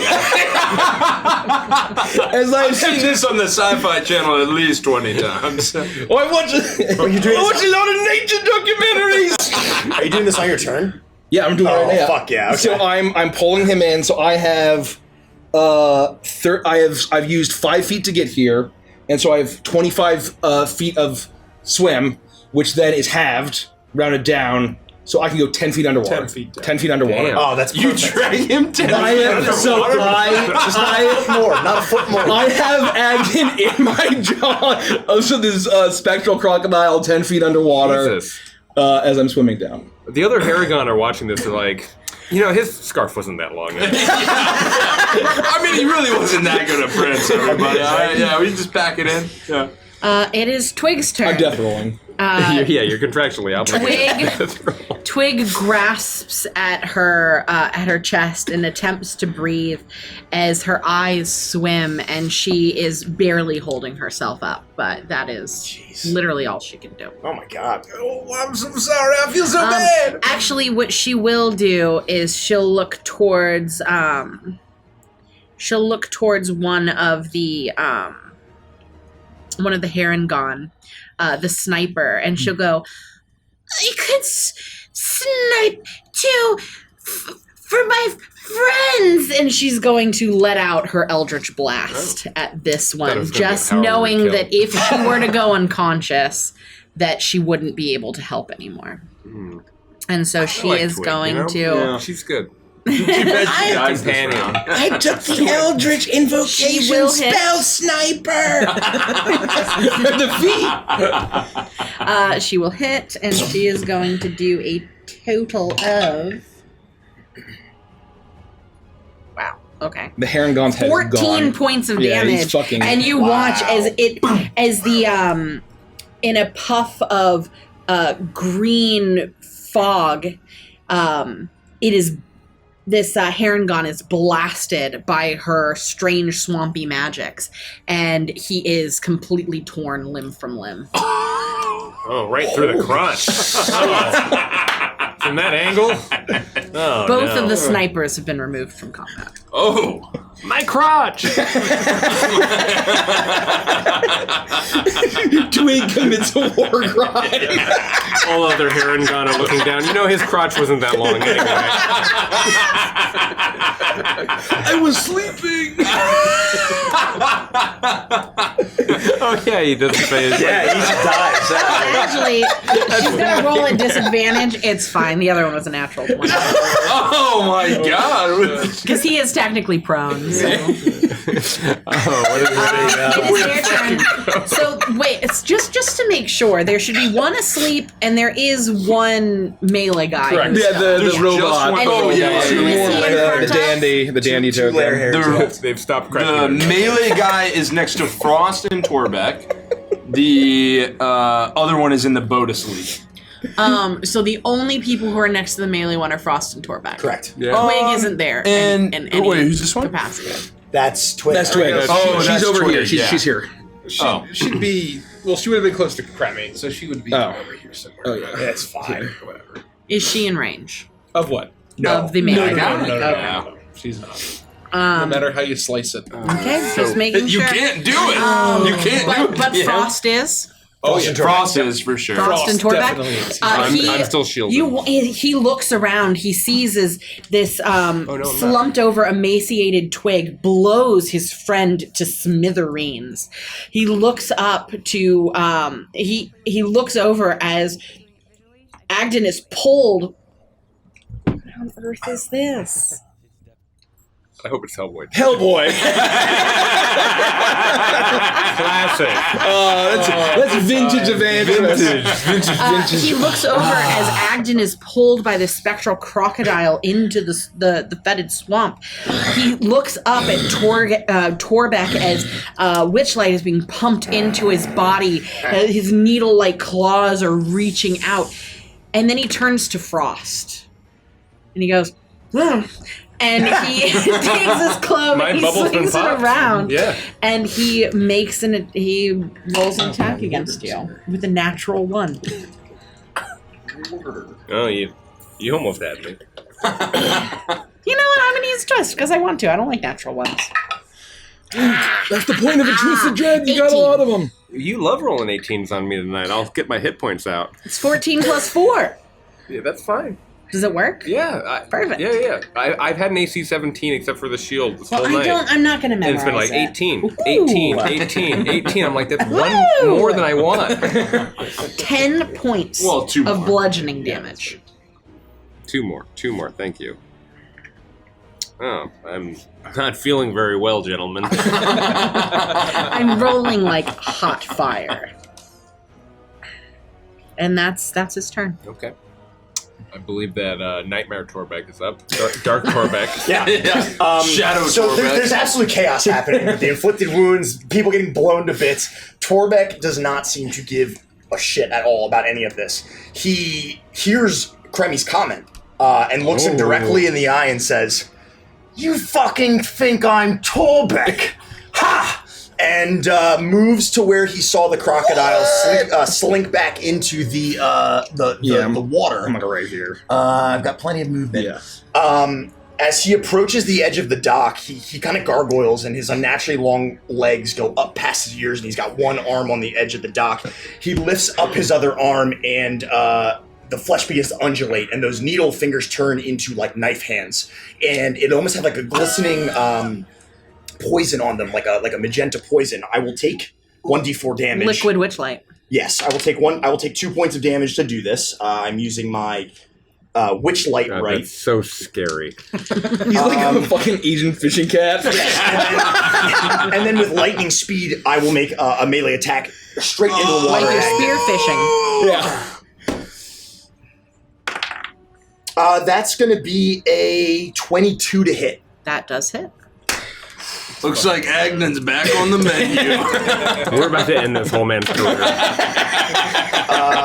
That's going to be 4 poison damage plus 11, I don't know, piercing damage, slashing damage, whatever you want it to be. So that's going to be 15 total points of damage. And I will say he cannot uncanny dodge because I don't think he would be able to see you.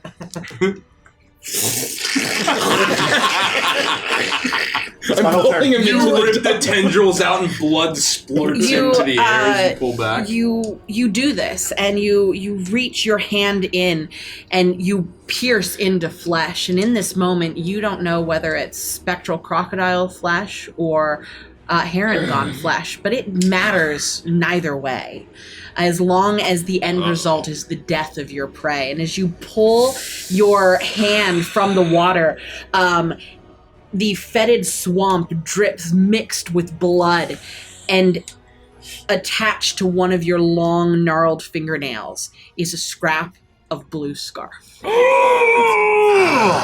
That's Mulder. Gideon. I say in crocodile, let's go! Fucking drag him to the depths. Oh, fuck, if I wasn't so scared, that'd be so cool! Can I move past my team? Is that fine? If I get here? That's alright, right? Yeah. If I just jump this way? Alright. Yeah. Step aside. Pardon me, excuse me. I come over for this melee guy because I'm thinking Adden's not getting past a special crocodile. I'm dragging him to hell. And even if he gets out of it, there's a Torbeck dragging him back to hell. So I'm going for this melee rabbit. And I will... 24. That hits. To hit. Okay. Well, just check.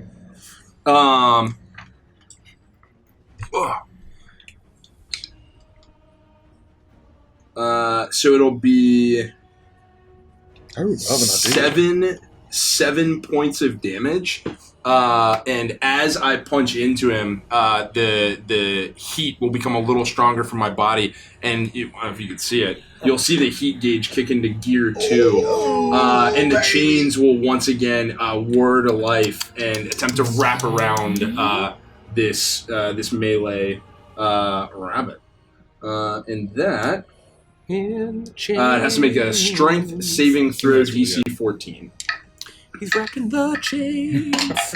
Oh, and also, sorry. He fails. Ooh.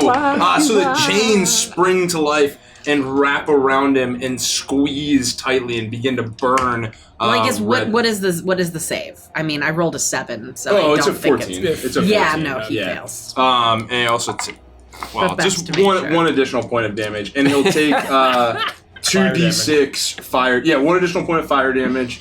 So if he's wet, and then 2d6 of damage. I think on his turn. Oh no! He'll take 2d6 now, and then he'll take 2. Wait, let me make sure I get this right. He doesn't take any of the fire damage because he's waterlogged. The 2d6 at the start. He'll take so to attack using a weapon is 25. It takes an extra 2d6. And then it must make a strength saving throw. Yeah, 2d6 now. And so then he'll take 2d6 now. Okay, and then 2d6 Yeah. every turn. Oh. 12 points of fire damage. You look down at as Torbeck pulls his arm from the water, and you realize that the situation is covered between Gricko and Torbeck. As you turn towards the Heron that's now making his way over to the slumped body of Twig, and you whip your chain up, and all of you can feel the heat emanating from these chains as they begin to hum and vibrate, and you hear and you see the mechanical contraption switch into gear 2 as you whip your chain around, and like a hot knife slicing through butter, your chains completely sever the Heron in two. Oh! Let's go. I look up at the stump and I say, "Why don't the rest of you come down here? Because we're just getting warmed up." Oh yeah! And he says, "My crotch again?" Grammy. I wasn't aiming to cut him through the waist, but it just happened. I will run up to Twig, and I'll just take a quick look. How's she looking? Crummy! Why? I'm sorry, it was an accident. I think everything's handled, but just in case. My all of me hurts. You're gonna be okay. You're gonna be okay, all right? Just lay there. No. Crummy, am I a good adventurer? You're a wonderful adventurer. Can I help? I'm gonna keep you real safe, all right? Okay. Her glasses are cracked and falling off of her face. I am gonna put my hand on her, and this sort of shadow will appear around my hand and will kind of blanket her. I kiss class inflict wounds. I don't feel so good, Mr. Krabby. It's so gonna be old in here. I would like to cast Invisibility on her. Oh, nice. And she'll sort of, the shadow will kind of just make her disappear. Oh, well done. And if I could, if it would take an action, then fine. But if I could use my free object interaction and pick her up. She's easy enough to pick up for a free object. I'm going to turn to Hootsie, who's I guess here with us. I'm going to lay her down like almost under Hootsie. And I'll say, just don't move, don't do anything, don't cast any spells. You watch as Hootsie, a soft autumnal orange light glows in Hootsie's eyes, and you can tell that she can see Twig, even through this invisibility. Oh, wow. And she slowly moves over Twig, and like a mother bear, she nestles her in her arms, and she's clearly protecting her. She's got a taste for hot dog Joneses. I smell hot Joneses. I'm such a delicious. I am Dora Walnuts. Your piece is just I'm straight to my thigh. I'm ruined. Oh no, she's especially pissed because I'm such a good father. They come here to Hootsie. I need to go to jail. And she has an iPad and headphones. and then Hootsie's like, "Ooh, Twiggy pudding." Our sponsor for the night, Rage Show. I'm a good dad, aren't I? Get to your fucking iPad. Go away. That's wonderful. All right, Twig. That is what no you've done. tax and just don't do anything. Just lay there right there. You understand? Okay, Crummy. All right. I think I'm gonna close my eyes and get some sleep. All right, get some rest. Hootsie, keep us safe, and I'm gonna give Hootsie a scratch, and I'll just sort of stand up and just sort of try to block her from any potential arrows you noticed coming in. because I'm an awful person. You noticed as you picked her up that her body felt very frail, and that one wrong move and you could snap her in half like a twig. Bird bones. Yeah. No pun intended. I'm very gentle. Osteoporosis. Do I have any helpers? Mr. Bones was here.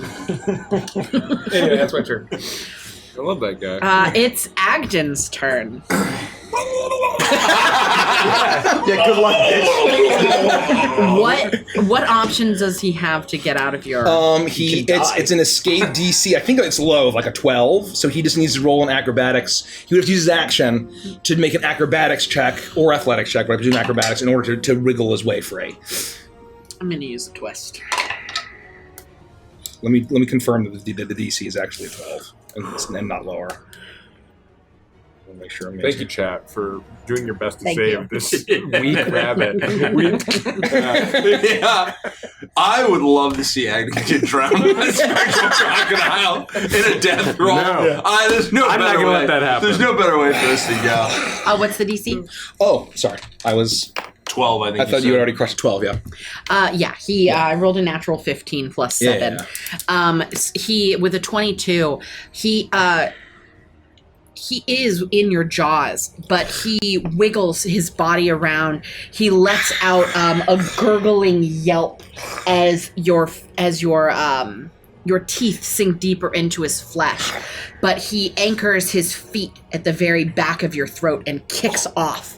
As you choke and sputter, he is able to propel himself out of your jaws and into the dark, murky waters, and you immediately lose sight of him. As his feet hit my head, I go, He used the uvula like a springboard. It's all about that uvula action. You immediately feel I had to. 1 That pound session. lighter. Me? Oh. How many pounds? 1 pound. 1 pound lighter? Oh. Oh, he took my 2 middle legs. I just got 4 now. Is he still underwater? As far as the rest of you can tell. Yeah. He hasn't surfaced. Okay. Ooh. Do I see him? No. The water is far too murky, and the moment he propels out of your mouth, he's gone in the dark. That makes sense. Frost? There's still one sleeping Hare. I'm in a war crime.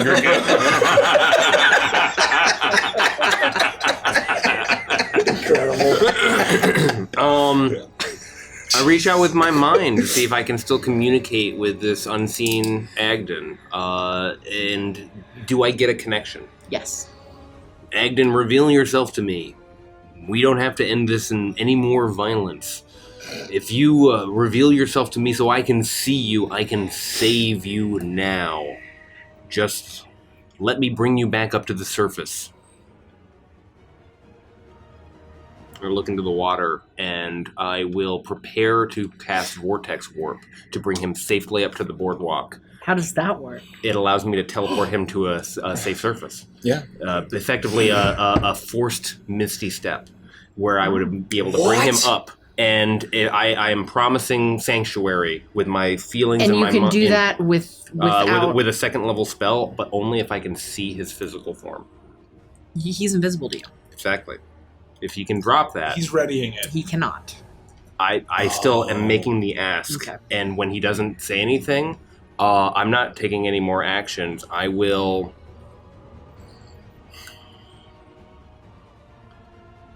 I'll hold a Mind Sliver in case anyone attacks me. Okay. And that's all I'll do with my turn. Okay. You watch and you see bubbling in the water for a second. But then you see the head of a frog. Just a standard everyday swamp frog poke up out of the water. But other than that, there are no ripples on the surface. We can still talk, Adden. Dragonflies dip down at the water and flit away. The buzzing of insects surrounds you. But all else is quiet. my turn. Gricko. As I right myself, and I'm looking around and smelling in the water to see if there's any blood trail, I'm trying to get a sense if I can perceive where Adden is in this moment. Do I get a sense that I could attempt to try to perceive him at all, or is it like a mystical he's fucking gone? Does that make sense? Roll a perception check. Roger that. Roger that. Roger that. I didn't realize that the numbers on that D20 do that little wiggle thing. Yeah, it cocks all the time. That's so sexy. It's really cool. What D20? Can I use one twist on this? I know I've been using a lot. The numbers inside each one of the 20, it'll be like when He's got a case. So here it's like it's tilted again. It's like literally. It's okay. Okay. Sorry. That's okay. Okay. Keep rolling.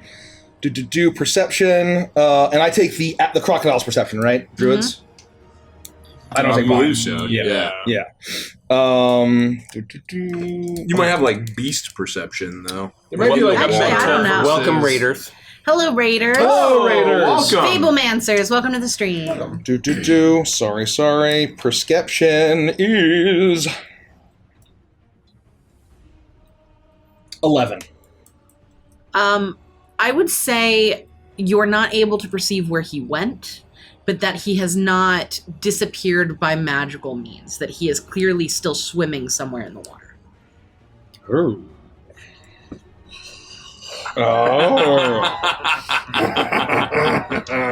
You what, mate?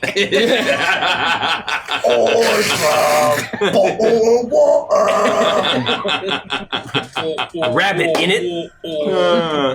Rabbit in it.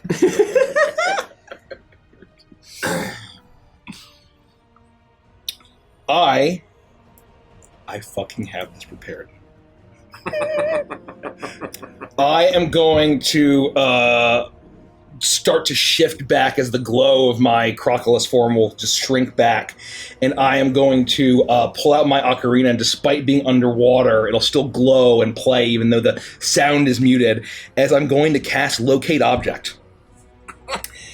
One action, and I am going to describe or name an object that is familiar to you, an obnoxiously long blue scarf. Well played. And I would like to sense the direction of that object's location, as long as within 1,000 feet of me. You are able to sense the scarf.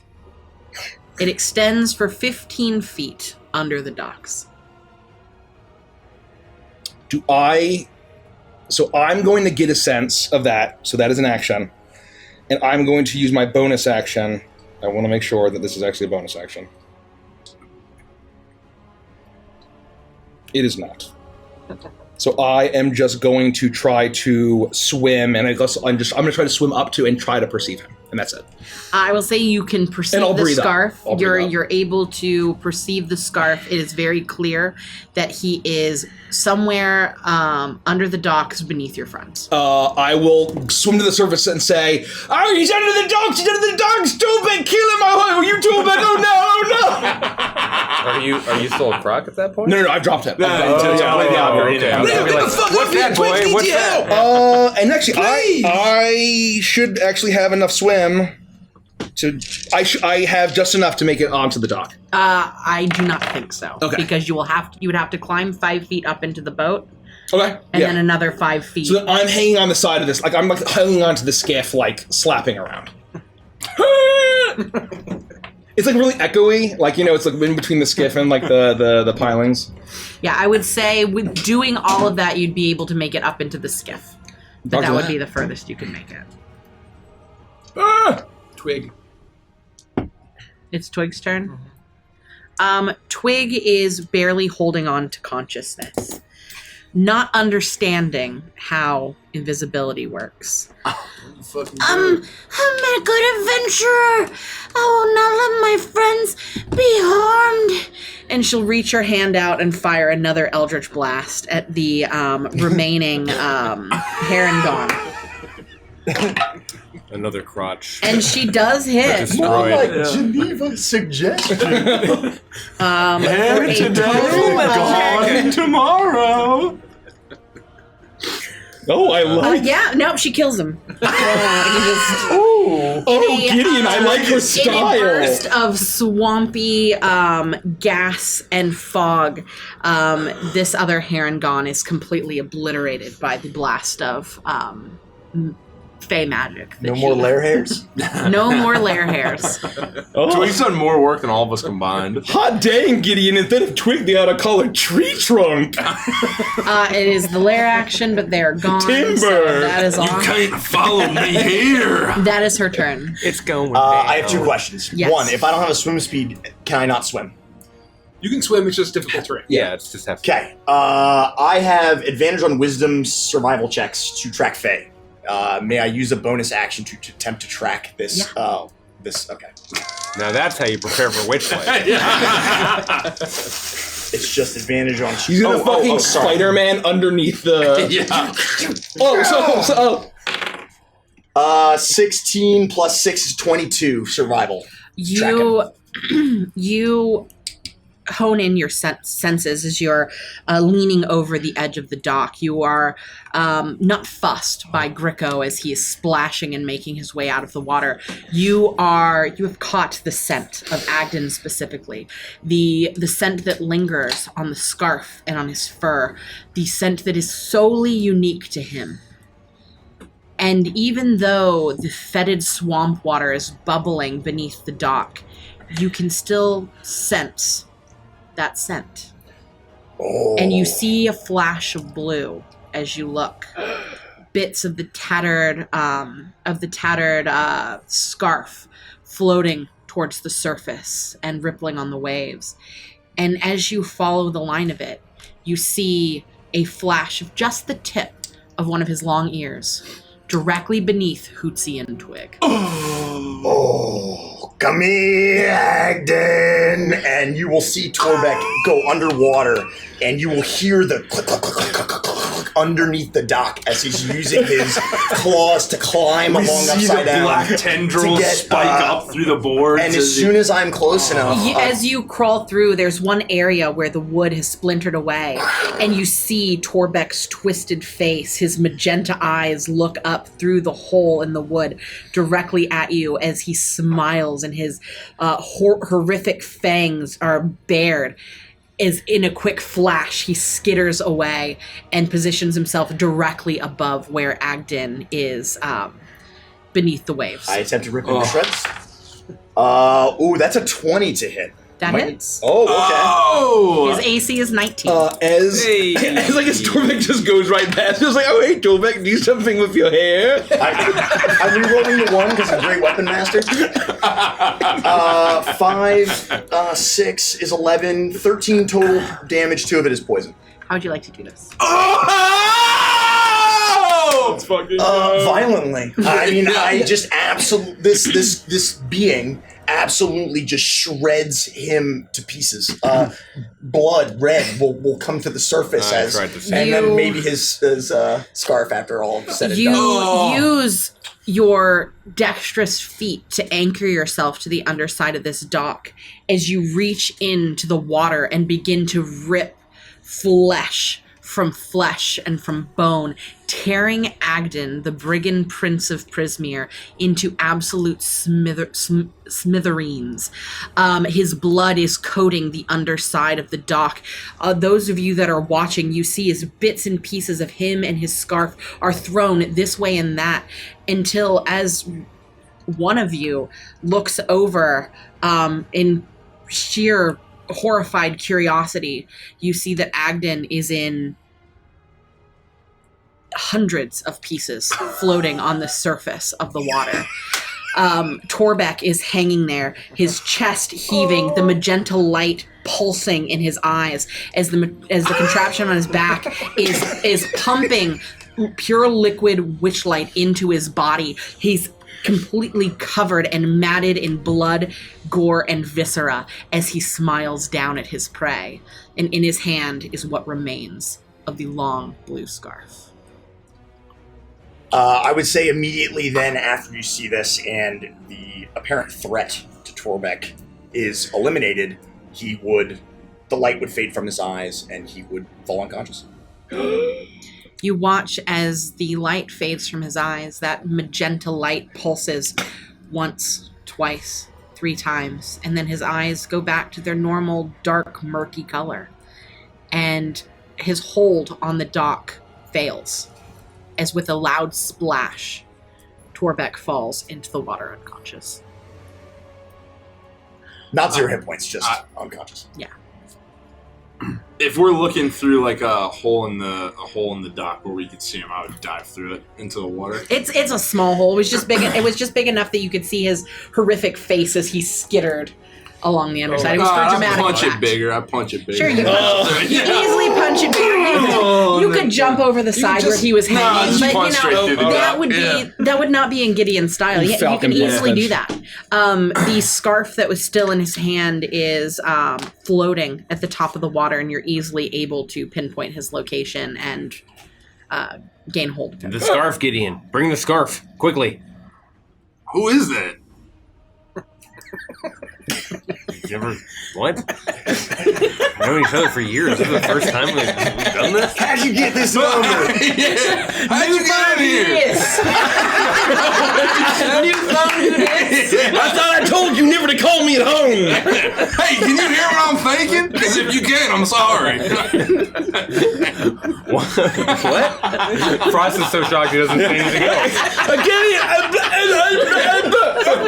I've done this thousands of times. Yeah, it's just always surprising, man. I'm just kidding. I know it's disorienting to you when I don't know who you Didn't I are. tell you to take me on those lists? Sweet Paylor, Gideon. Get the scarf. Get the scarf. Oh my God. Hey, don't worry. Just our new comrades drowning in terrible toxic Grab them swamp all. water. Grab them all, but get the scarf quickly. Yeah, I'll grab his clothes. Don't worry. Come on. Yeah, I'd try to get Torbeck if he's like passed out. Get him in one arm. Find the scarf, and if I can, the severed head of Adden.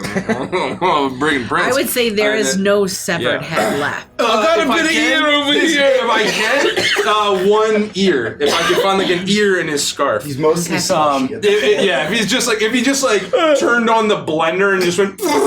Yeah. And it's just. I would say you are able to find an ear. Okay. And the Ear, remnants scarf, of the Torbeck, and I try and work my way back onto the dock.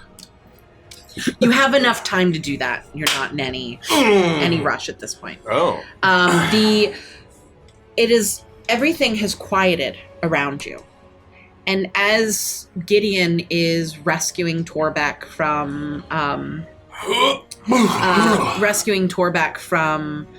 his potential drowning, as he is now unconscious in the water, the rest of you have a moment to look about. And you see that all of the Harengon that had been watching, not a single one remains at the precipice of the stump. It is near complete silence. You can hear the occasional splash of creatures jumping into or climbing out of the water. Small creatures, nothing more than amphibians, insects, and the like, as fireflies and dragonflies buzz around you. Trees creak as they sway in the breeze. But for all intents and purposes, you are alone. Are we out of combat now? Yes. Gringo, get the fuck up here, please. I'll scramble up onto the ship. This party, the blood chunks. We need your help, all right? Where's she? Where'd she go? Oh no! No, she's visible. She casts a spell. She's right Oh, there. she looks so nice, like you're protecting some sort of invisible imaginary friend. She's got a huge chunk bitten right out of her there. side. Her beak is covered in blood, dripping. No, that's fine. I mean, bananas are just more efficient. Yeah, just eat a lot of bananas. I'm sorry. You get used to it. Twig. She wakes up, her eyes flutter open. She is very confused at first, but you help her to eat the first banana, and you slowly begin to see her cheeks filling out. Her skin is no longer sallow. She's no longer sweating profusely. Her chest slows.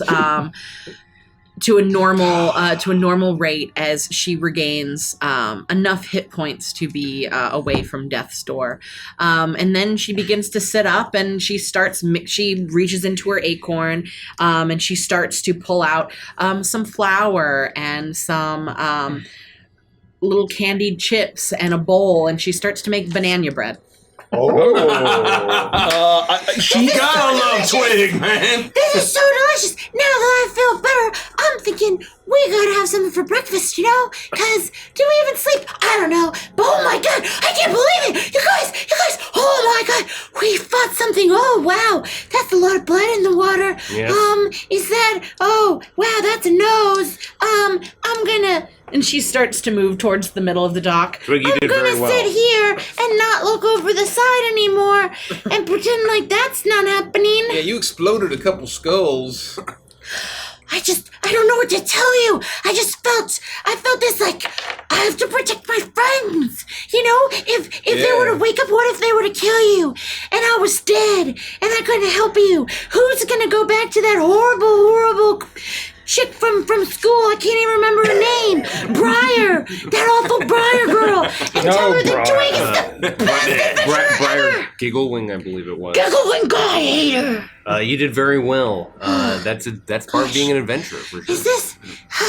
I'm hot.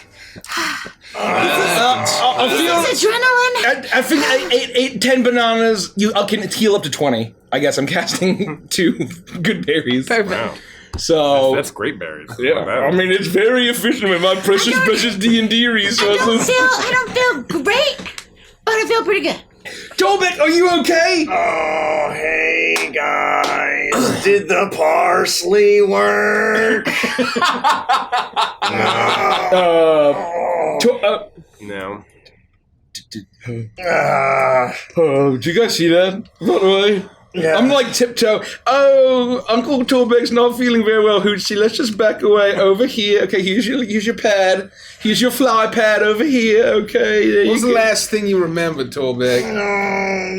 Dormac saw the long scarf guy with the brand, and then nothing. All right. No, go ahead. You don't remember putting them in a blender? Putting him in a what? Getting them all cut up, man. Before we get into that, Oh, repeat well, after me, Torbeck. Dormac. Yeah, man. This is just. I think just get him to say Torbeck is. Well, my point. Wait, what are you talking about? When he spoke, What? he said "I." Oh, yes. Wait, no, that was that. Oh, that was yeah. that was that flexing rabbit folk that had a deep. I heard him from like the water below. That wasn't a rabbit? No, that was Torbeck. You mean the guy with the weird accent? Yes. Yeah. Torbeck, you talk like that? What do you mean? Sometimes Torbeck hears voices, but Torbeck has Torbeck's voice.